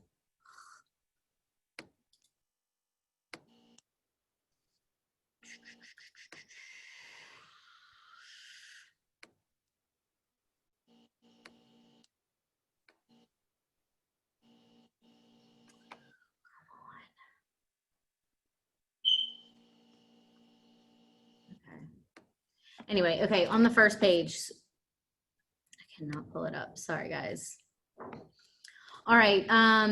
Of course, you've got the delivered by designated agent 2. That's where you're going. If you're representing the buyer, you're going to put on that line, delivered by designated agent 2, the agent, day, time, timestamp, everything. And then the listing agent who receives it will be signing that bottom line right here as received, day and time. This is especially important all the time, but even more so today in today's multiple offer situation contracts. So let me see. My video up. Sorry, I'm trying to get it to where I can see y'all and this is not working. Okay.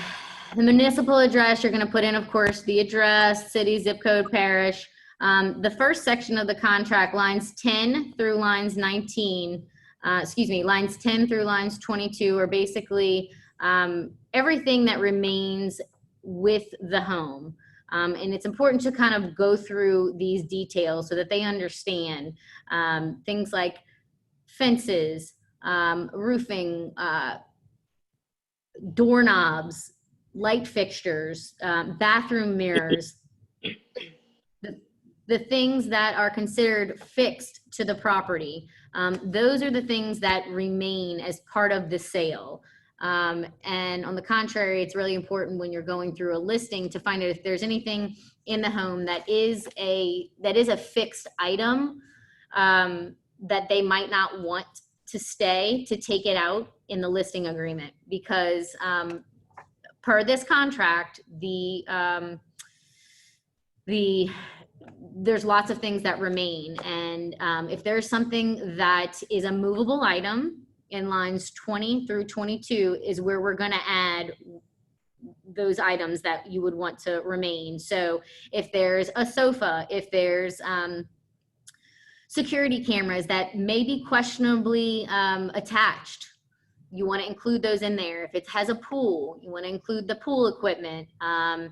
If anything that is questionably a movable item, you want to put in there that you know that your buyer would want included. This is where you put that in. So this means that it's basically part of the sale at no additional value. Okay. Next lines 23 through 28 basically are anything that you would want removed from the property. And you might think, okay, I don't necessarily want anything removed from the property, but if you think about it, say that there's an old boat in the backyard or on the side of the house, or a big basketball goal, or a dog kennel, or a bunch of stuff you noticed in the attic that you're like, oh my gosh, if they forget this stuff, I'm going to freak out. It's going to cost me a lot of money to have to move it or to have to deal with it. So this is where you would put in, for those items to be excluded. Okay. The next section, lines 29 through 31. Look, and you can even do this with your checklist. Go through the contract, mark your lines of the contract, and make up your checklist from here of what you would suggest, or if it's something that you don't know, like the price, put to be determined, right? So lines 29 through 31 are in regards to mineral rights in the state of Louisiana. You know, the majority of people do not retain their mineral rights. It is somewhat rare. So 9 times out of 10, we're going to put 0% of the mineral rights owned by the sellers are to be reserved by the seller. So basically, we don't, as a buyer's agent, as a buyer, we don't want to allow the seller to retain any of their mineral rights. Lines 33 through 35, that's where you're going to put the price. Lines 37 through 41 is going to be your active sale date. So that's another kind of moment for you when you're going through the contract at that buyer consultation, if they have the time to get an idea of their timeline, you know. 43 through 44, just explaining to the buyer that occupancy will be granted at the active sale or unless mutually agreed upon in writing. So they kind of wonder, when do I get the keys? When do I actually own this home? And you can kind of explain to them that, you know, once we go to title company to close, that's when it's yours. A contingency for sale of buyer's other property, lines 46 through 50. That is basically whether or not you're telling the listing agent if you guys have a house to sell before buying. If you don't, you mark not contingent. If you do, you mark that it's contingent, and go ahead and put the details of it in lines 301 through 307. And you will also attach a contingency addendum to that as well. So we can kind of go into more depth if you are to get a buyer in this position, but the contingency addendum does need to be a part of it because that will outline the specifics of the timeline and what you're asking for to close on the property. So if you have a home that is listed and, excuse me, you have a buyer who has a home that is not listed yet, but say you've done all your due diligence to get it ready on the market, and they're going to put it on the market as soon as you get under contract. that's considered a predicated offer. It's not, you're not under contract. Once you become under contract, it then becomes contingent upon 123 Main Street going to an active sale on or before a specific date. So once the home that the buyer is selling is under contract, you're able to lift the predication. But when you lift the predication, you have to be careful in the contingency form. It will also lift the financing terms. So you have to make sure that you remove those, remove that verbiage from the contingency form. And what the contingency form does, like I said, is it gives clarification on the timeline that you expect in order to make everything line up. And that's the sale of their property along with the purchase of their property. And sometimes that's okay for buyers, for sellers, and sometimes it's not, you know? So know that a contingency it's not a make or break it, but it can definitely hinder you if you're in competition. So just kind of, again, educating the buyer on what to expect when it comes to having to sell their home before actually purchasing another one. And also allowing them to rest at ease that, you know, they don't have to purchase something prior to selling their other home. All right, so section 50, financing section lines 52 through 85. Basically, you're just going to be marking what type of sale it is. You need to definitely have been in touch with the lender to get an idea of how much they're putting down, their interest rate, the years that they want to carry the loan. Or if they're an all cash buyer, you need to see a proof of funds letter from their bank. And look, if you've got a buyer that's coming in and you're not very familiar with them and they said that, you know, I've got cash, I don't need a lender. Again, even before you start looking, ask them for that proof of funds for the amount of money that they want to spend on a home. Don't be afraid to ask for that. Just because they say I'm an all cash buyer does not mean that they're God and that they have money and you should just trust them. So, and with the finance sales section. This Yes. is Kay. I had a quick question. Where would I find the proof of funds form if I needed it?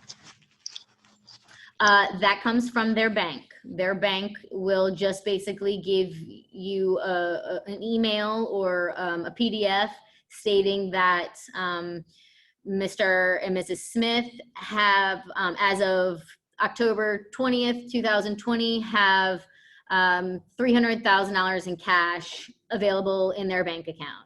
And so that's it means very simple. It's not a formal form, but it actually it's a warranted question. So just simply tell, if the buyer says, well, I'm not sure how to get you that, just say, just go ahead and reach out to your to whoever you bank with, or you could do it. You can say, give me their contact information and I'll be happy to do that. And just call them and say, you know, I'm looking for a proof of funds letter. Feel free to call this potential buyer to confirm before sending any information, but I need a proof of funds letter stating that there's, you know, $300,000 available. Okay. Okay, thank you. You're welcome. And keep in mind with the finance sales section, you know, this is, believe it or not only does this give the seller an idea of the buyer's buying power, because if they're putting down 50%, they're a lot stronger than somebody putting down 3.5%. So when you are presenting your offer, you want it to look as strong as possible, no matter what. Even if you're making a lowball offer, you want to show them that you are financially stable to move forward with this sale. It's part of these additional terms throughout the entire contract, aside from the price, really can make or break a deal. You know, we've had it before where we've had a seller and we get multiple offers and one guy has, might be a couple $1,000s over the second guy, but the guy who has, who's offering less money is a much stronger buyer than the one who's offering more. So that's, you know, is a listing agent, it's your job to really look at those details, and the listing agent that you're presenting this offer to is going to be looking at those details. So having them as accurate as possible can make or break a deal, even if you are offering a higher price than the next guy. You could still lose it based on your financing terms. And what this does is protect the buyer as well, because if we put in here that the buyer is going to be financing 95% of the sales price at an interest rate not to exceed 4%. Well, let's say that they no longer can put down 5%. They need to put down 3.5%. And because of something that happened with their job, that number changes. And let's say that the interest rate spiked crazy to 5%, and they no longer can afford that home that they just put an offer in on based on that interest rate. Well, this section of the contract protects them to get out of the contract, because this is the number that we agreed to. This is the number that we have put in front of the sellers to say, look, this is what we're anticipating. If those numbers change, then that protects the buyer. So it's really important to have those numbers remain accurate. And then of course, on line 62 through 66, letting the seller know what type of loan you're getting, whether it's a fixed rate, rural development, owner financing, FHA, conventional, putting that in there. In line 68 through 70 is where you would add if you are asking for closing costs. So the best way really to word it is for the seller to pay X amount of dollars in buyer's closing costs and prepaid items.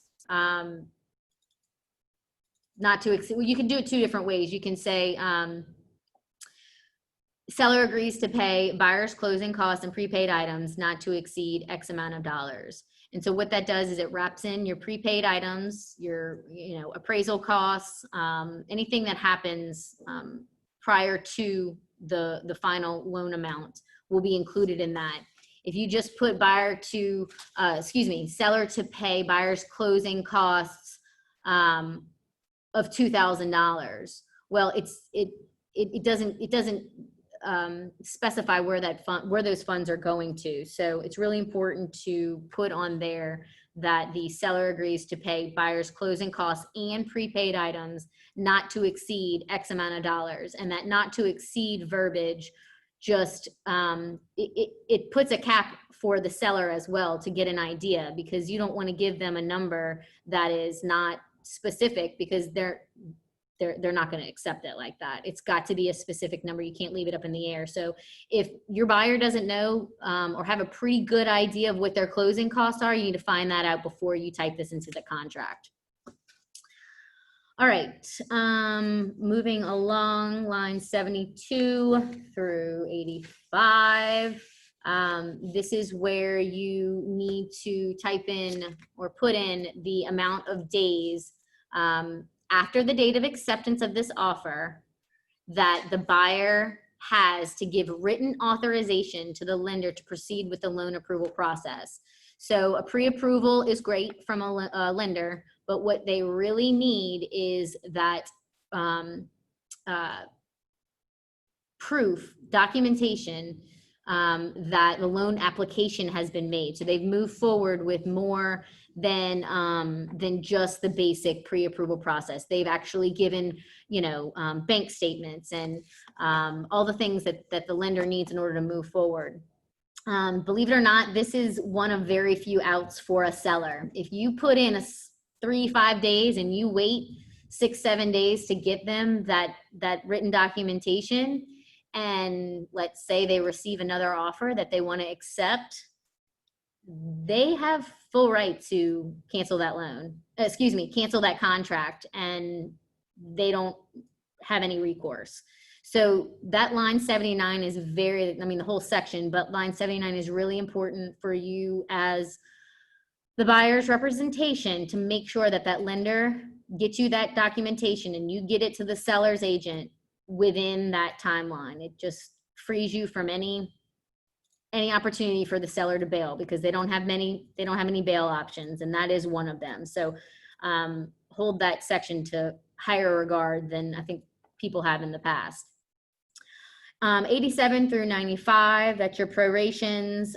Just reminding them that all their real estate taxes, flood insurance premiums, any HOA dues, all that kind of stuff is prorated, and they're not going to be responsible for the seller's portion of it. It'll only be for when they obtain occupancy. Next section, lines 97 through 105. This is where you can talk a little bit about the appraisal process. So, you know, we get under contract, and we first and foremost will go ahead and schedule the inspections, right? That's a little bit further back in the contract, but you can kind of prep them on as soon as we are all in agreement and everyone is signed up on the contract. The very next day, 24 hours later, will be when the inspection period starts. And I remind my buyers that the inspection period is, usually I ask for about 14 calendar days, but I remind them that this is their time to, you know, even if for some reason, and this helps kind of set their mind at ease, if for some reason they get cold feet, that inspection period is their time to not only, you know, get the professionals out there to inspect. And this is where I, you know, let them know who I recommend so that they can do a little due diligence and finding out if they like that inspector, or asking them if they have an inspector that they would prefer to use. Again, part of this buyer consultation process, knowing that ahead of time, because if you go ahead and get under contract, call your guy, get him set up to go inspect, and then, you know, find out the next day that their brother does it and that's who they wanted to inspect it. Well, who's going to be stuck paying that inspector that went in before they knew? So just keep the transparency. This appraisal process, I remind them, will not happen until after the inspections are done. So I want to remind them that they won't need to, I don't want them to pay for an appraisal prior to the inspections being complete. So for some reason, let's say they're working with a lender that you're not familiar with, and you've communicated with the lender, but for whatever reason, they are not, they're not doing the best that they can do, and they tell the buyer, all right, well, we're just going to order the appraisal. I make sure that my buyers know when we're talking that that appraisal is not going to be ordered or paid for until we are through inspections, because if something happens with these inspections, I don't want them to be out $400 or $500 before we even know whether or not we're moving forward. So this appraisal process, majority of them are conditioned upon the appraisal being not less than the sales price. And I remind them, if for some reason the sales price is, if the appraisal comes in below the sales price, that we have options. You know, first and foremost, we present the seller with the appraisal and ask for a reduction immediately. Ask them to reduce the sales price to the appraisal price. Now, depending on the market, depending on the seller, and even depending on the buyer, you may have an opportunity to renegotiate. So your options are to, if the sale comes in, if the appraisal comes in below appraisal price, you can either accept it, reject it, or renegotiate it. I think that it's important to remind them that there is an opportunity to contest an appraisal. So it's not an end all be all. First and foremost, we're going to try and get that seller down. But if you've got closing costs that are tied into them, and it's a large amount of closing costs, well, then that may have to be accounted for. And you need to educate your buyers that you may have to add a pocket cash in order to make this work. So again, just educating them on things that could happen and how that would be resolved. Like I said, with the appraisal, it's you never know. So in that little section right there, I usually write 3 calendar days. So we have 3 calendar days to get them the copy of the appraisal if we're asking for a reduction. And they've got 3 days to, from the seller's receipt to give us their response that in whether or not they're going to reduce it or if all parties are going to agree to a new sales price. And that is documented on an amendment. If that appraisal comes in low and we've got to change the sales price, you've got to have an amendment changing it. You don't necessarily have to say why, it's just reducing the sales price, or change the value of the sales price, the amount. Okay, so lines 107 through 113. This is in regards to the deposit. Remind them that we will need to make a deposit or put down a deposit once we have an accepted contract. We have 72 hours to deliver it to them. This is a section of the contract that I think a lot of times when you are in multiple offer situations, that if you up this deposit check amount, it can be an extra opportunity to show your position, right? And reminding the buyer that their deposit will go toward their final sale, but also reminding them that it will be deposited into either the listing agent's escrow account, the buyer's agent's escrow account, or the buyer's agent broker, or a third party, which would be the title company. So if for some reason you do choose the title company, you have to go ahead and there's a separate addendum just allowing all parties to be aware that the deposit check is with the title company and not the listing broker or the selling broker. But the biggest thing in conveying to your buyers is that this deposit check does get cashed, but will go toward their final sale when we go to close. All right, and of course you have your different options of how to submit it.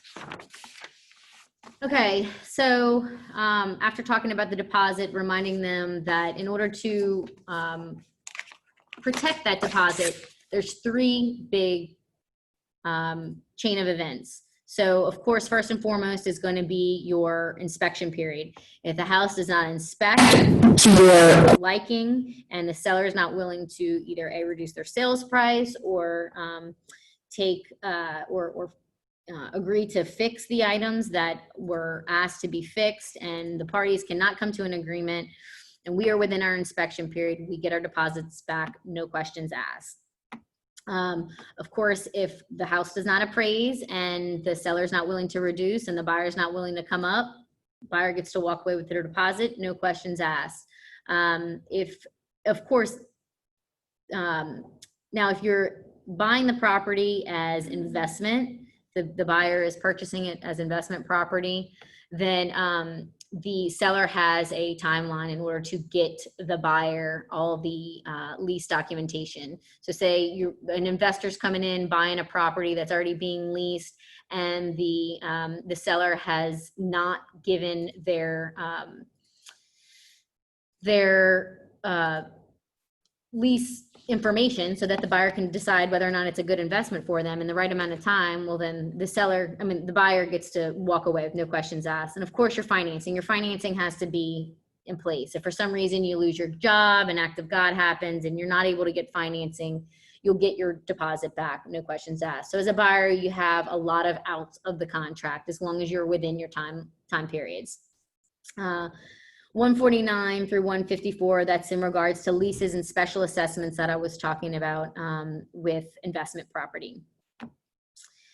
Lines 156 through 159, just check whether or not it's a new home construction or not. And if it is a new home construction, there will be an addendum that applies with additional terms and conditions, and that is available in the forms booklet.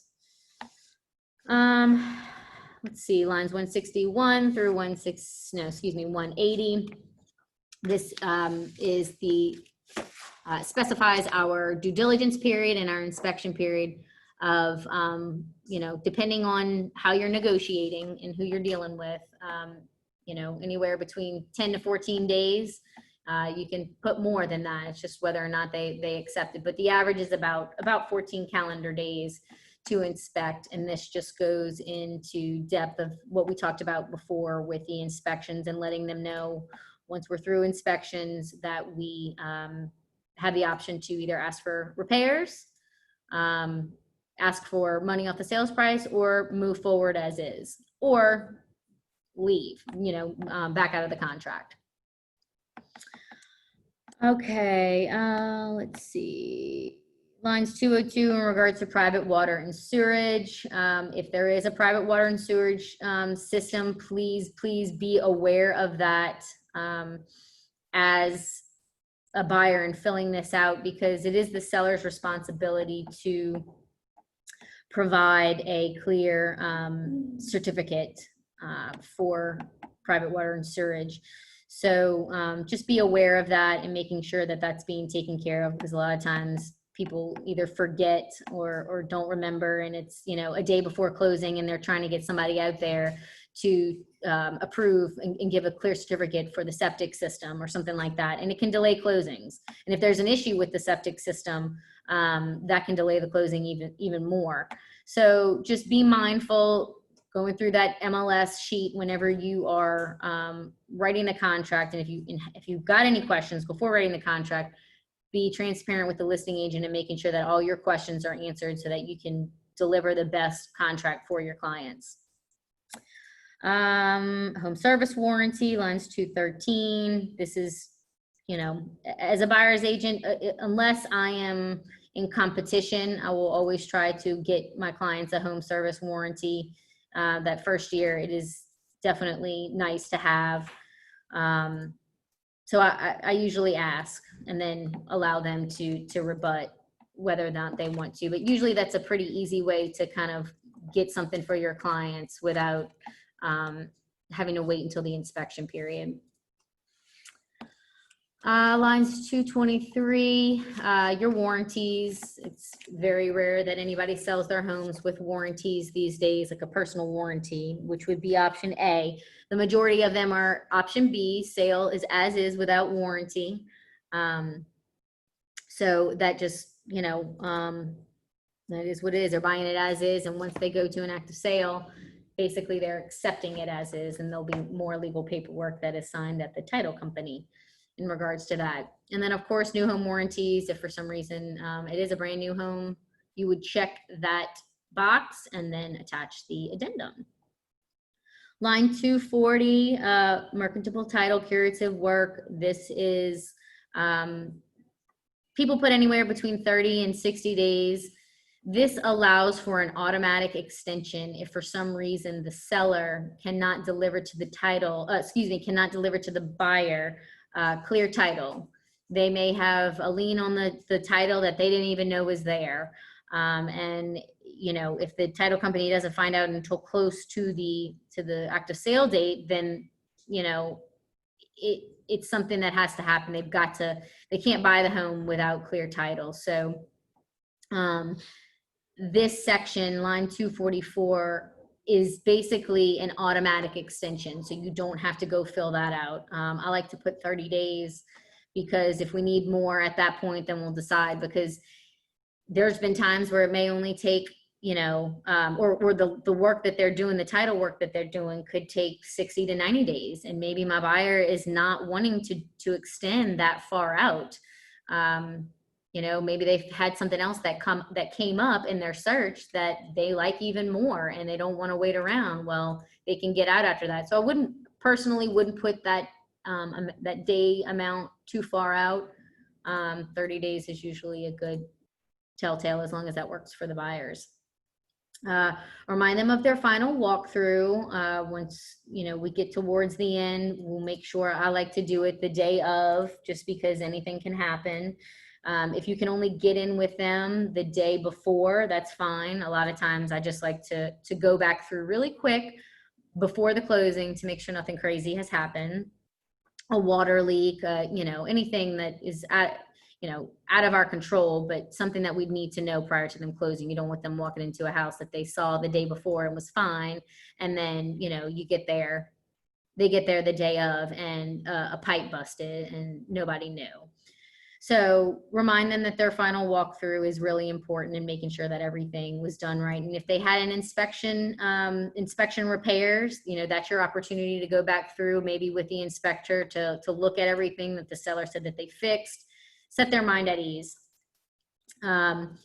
Default by the seller and default by the buyer. Basically, you know, like I was saying, the seller doesn't really have too many outs of the contract. The buyer has a little bit more opportunity, but if for some reason the seller tries to get out of the contract without validity, and same for the buyer, let's say we've been through inspections, appraisals good, financing is good, and the buyer says, oh my gosh, I just realized I don't want this house. Well, not only does the agreement terminate, specific performance is goes into play, which is basically your deposit times 2, and potentially 10% of the sales price as stipulated damages. So there's always that risk that someone could come back and sue you for 10% of the sales price if you were to walk away. So again, just educating them on the details of this contract so that once it comes to their inbox for an electronic signature, they know what those sections mean, because a lot of this is, you know, it's legal terms, and they might not understand it, and they might not even think to ask you the details, but you'll know the contract and the details of it if stuff hits the fan. So let them know, fill them in on what could happen if they were to bail for no reason. Line 278, mold related hazards. Basically, I just direct them to this website and remind them that, you know, our inspectors are going to be in there trying to, you know, they're doing their job, and part of that is them checking, and if your inspector does moisture tests, which I would recommend that your inspectors do moisture tests. Some of them don't do moisture tests for, you know, basically CYA. And we just recently had one that did not do a moisture test. And because of that, we found that there was a lot of rotten wood below in addition to a home that was spoken in the disclosures as proper permits were pulled for it. And only because these guys decided to do some work to the home immediately upon occupancy is the only reason that they were able to find this rotten wood. So just, you know, some people have allergies, just giving them this information and letting them know that we're going to screen and talk with the inspector about any potential mold issues and dig deeper should we need to. Offender notification, again, just a website that I'll let them go to in case they want to know if there's any offenders in the area. Flood hazard information, again, directing them to the FEMA maps, the FEMA website if they have any concerns, and of course, you know, direct them to the professionals. You know, we have a lot of tools in our belt, and one of them is the insurance agents. Develop a relationship with an insurance agent that you can send your clients to, that you trust, that will be able to not only quote them on insurances, but go over any potential flood risks that they've seen in the changing of the maps.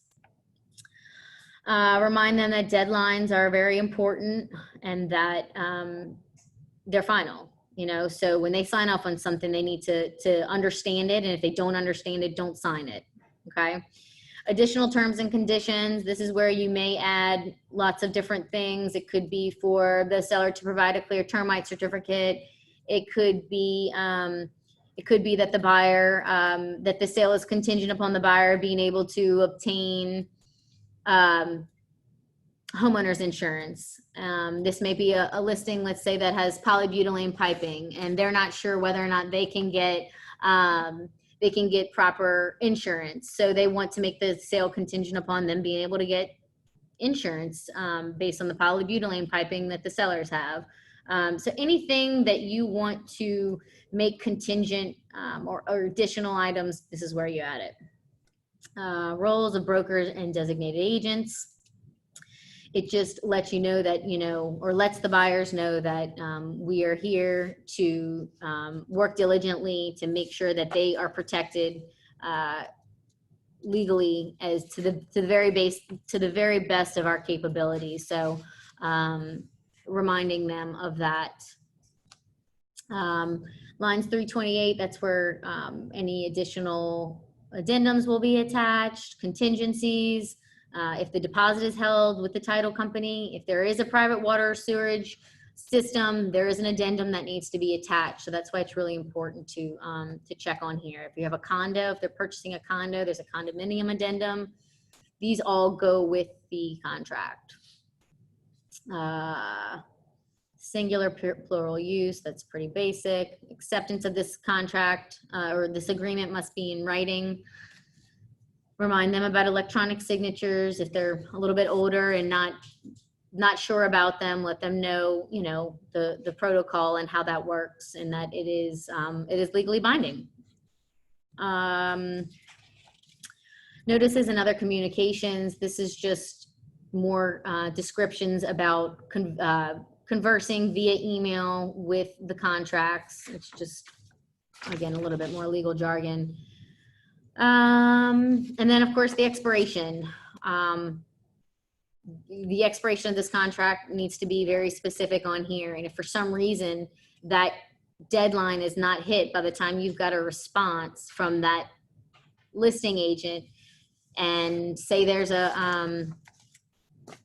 counter, say that you submit a contract to the buyer, you submit a contract to the seller, and the seller, they miss the mark by an hour. Okay, they tried to get you a response and they decided to counter. Well, make sure that by a seller's agent on the counter offer notes that the expiration time on the main contract is to change from X to, A to B, whatever it is, so that you stay within contract. Your timelines and your dates must match up.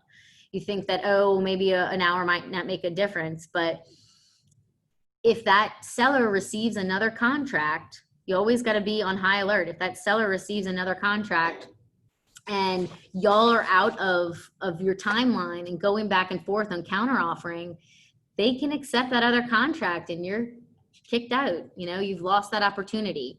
So be a stickler for timelines and make sure that they all line up so that when you're going back and forth counter offering, it's better to amend the dates. Sometimes people might say, oh, I just want to write a fresh contract, which is not a bad idea, but it does put you out in the wind. If, again, in this crazy market we're in, if a seller receives another offer and our contract timelines don't line up, they can take that other one, and it's not personal, it's business, and they will do it. So be hyper aware of that.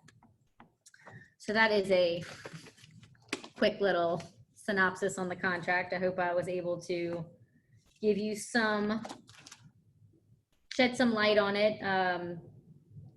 You can also, in that buyer consultation with a copy of the contract, give them a copy of the property inspection response as well, to give them an idea of everything that they will be signing.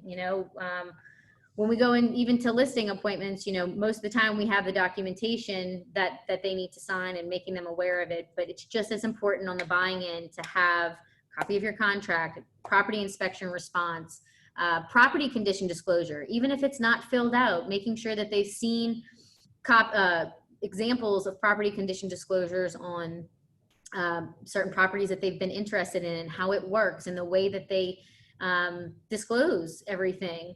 Your as-is clause, potentially your sewerage addendum, your contingency form, anything that, even all the way down to the cancellation of the agreement to buy or sell, so that they understand if things don't go the way that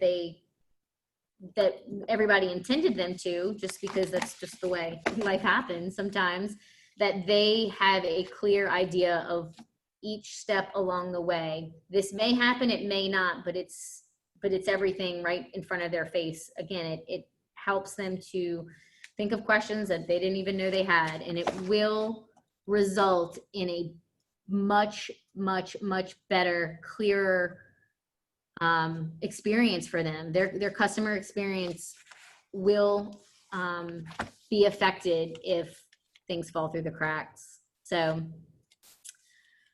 anybody have any questions? No questions. Okay.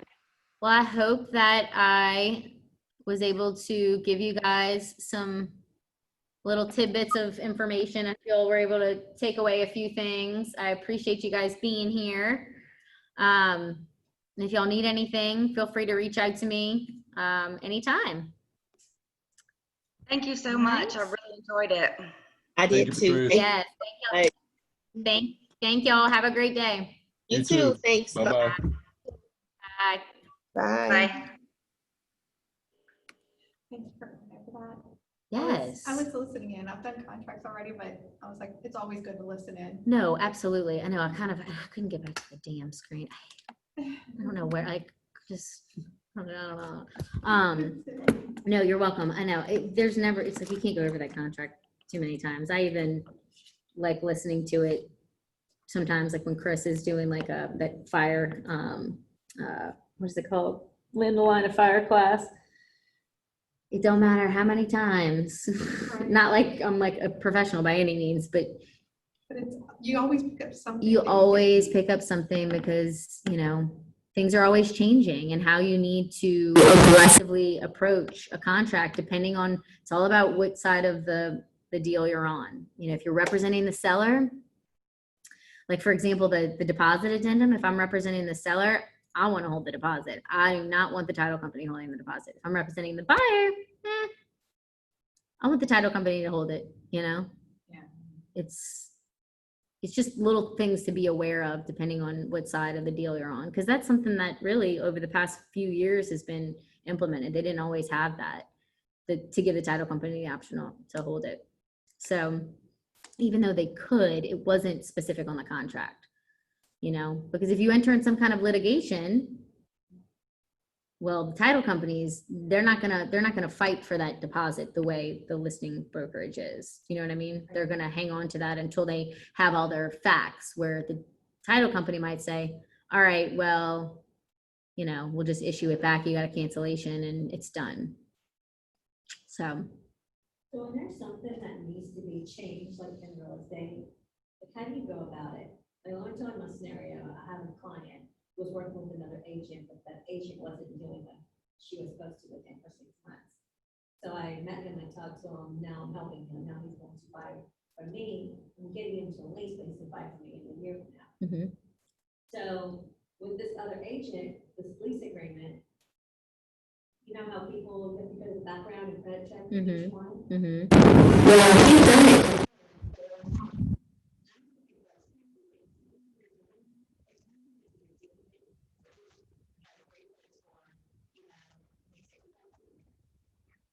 All that. Then both times, his agent finally found him something that was a lease, and then they ended up selling.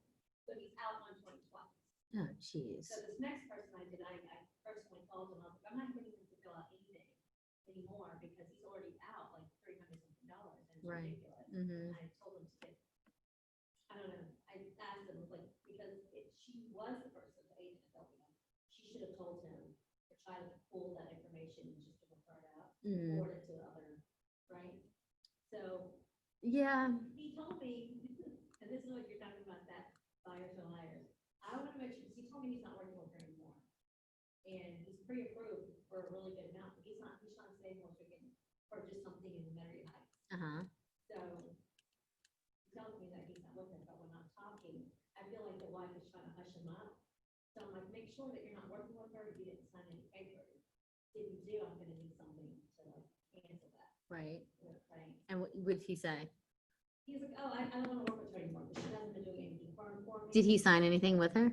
Do you know? He told me no. Okay, well then just have him sign it with you. Say that's wonderful. Our office requires that we have buyer representation agreements, and it's simply to, you know, ensure that we both, you know, are in this together. Just like I said before, you know, just say, look, I'm here for you till the end, but I have to have He is lying.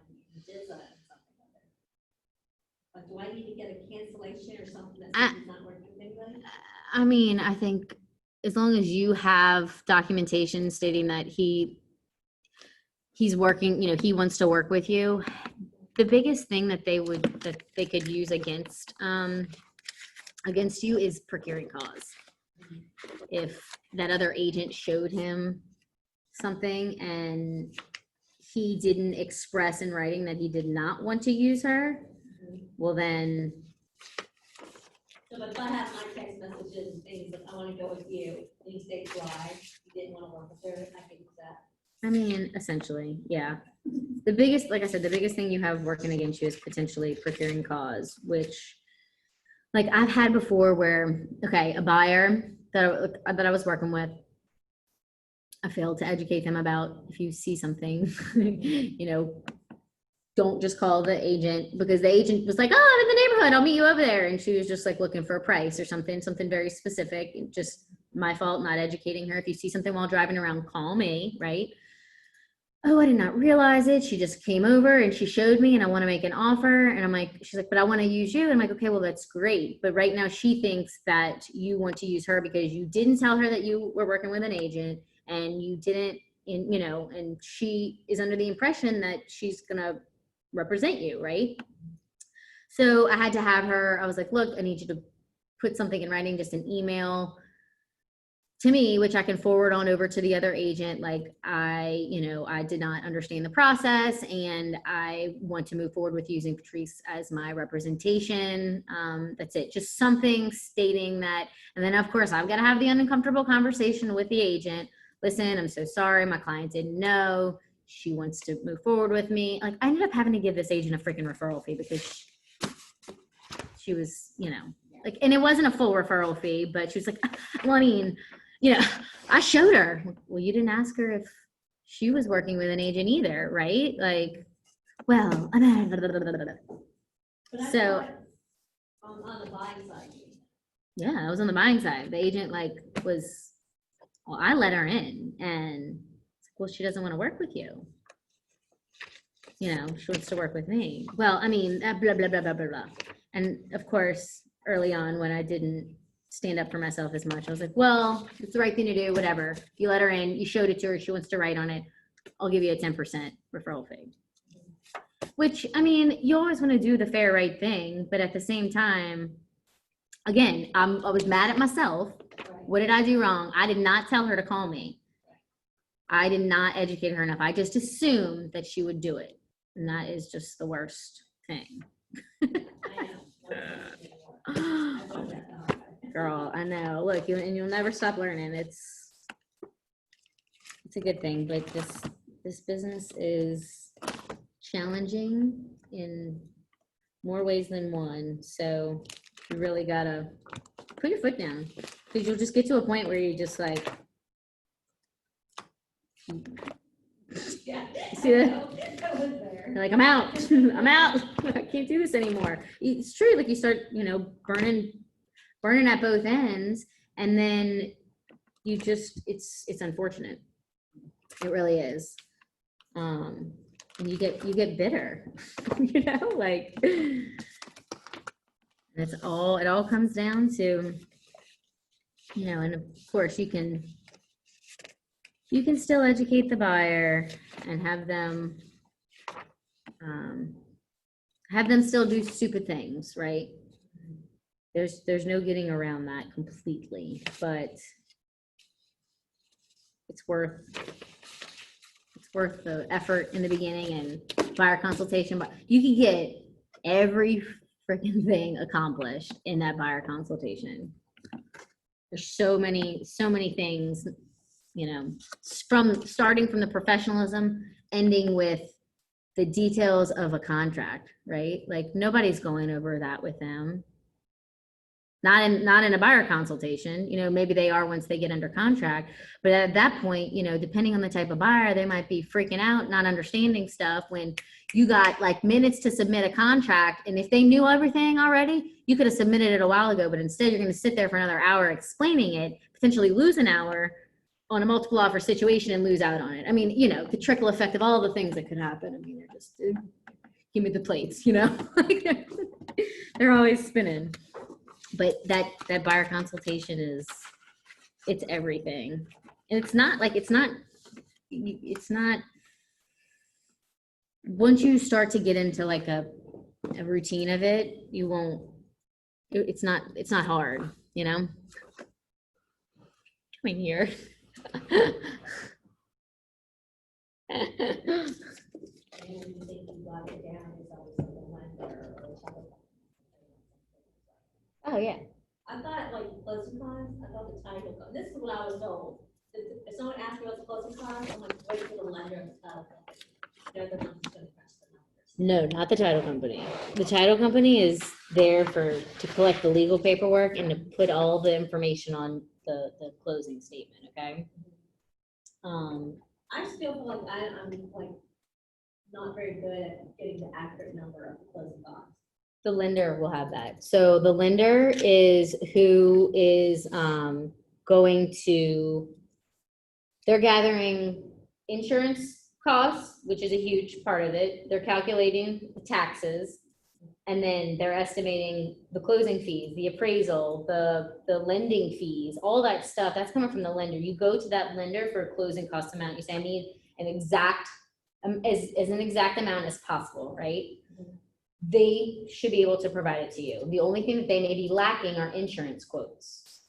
And usually they're the ones, but either way, you give out the, and a homeowner's, insurance agent's contact information, make sure that they're getting it. But if for some reason the lender's like, oh, well, I don't have that or something, well, then that's your job to get them in touch with an insurance company.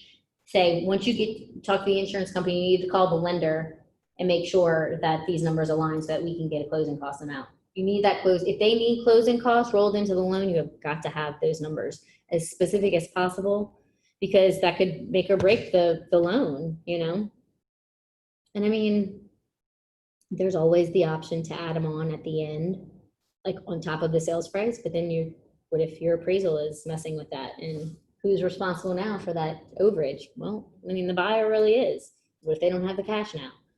So make sure that number is right. Don't put a percentage, put it in as an exact amount as possible. So when it comes to the first time home buyers, should I always ask for closing costs? Some people like the discretion up to the person, but. I think that you just need to educate them on the fact that they will need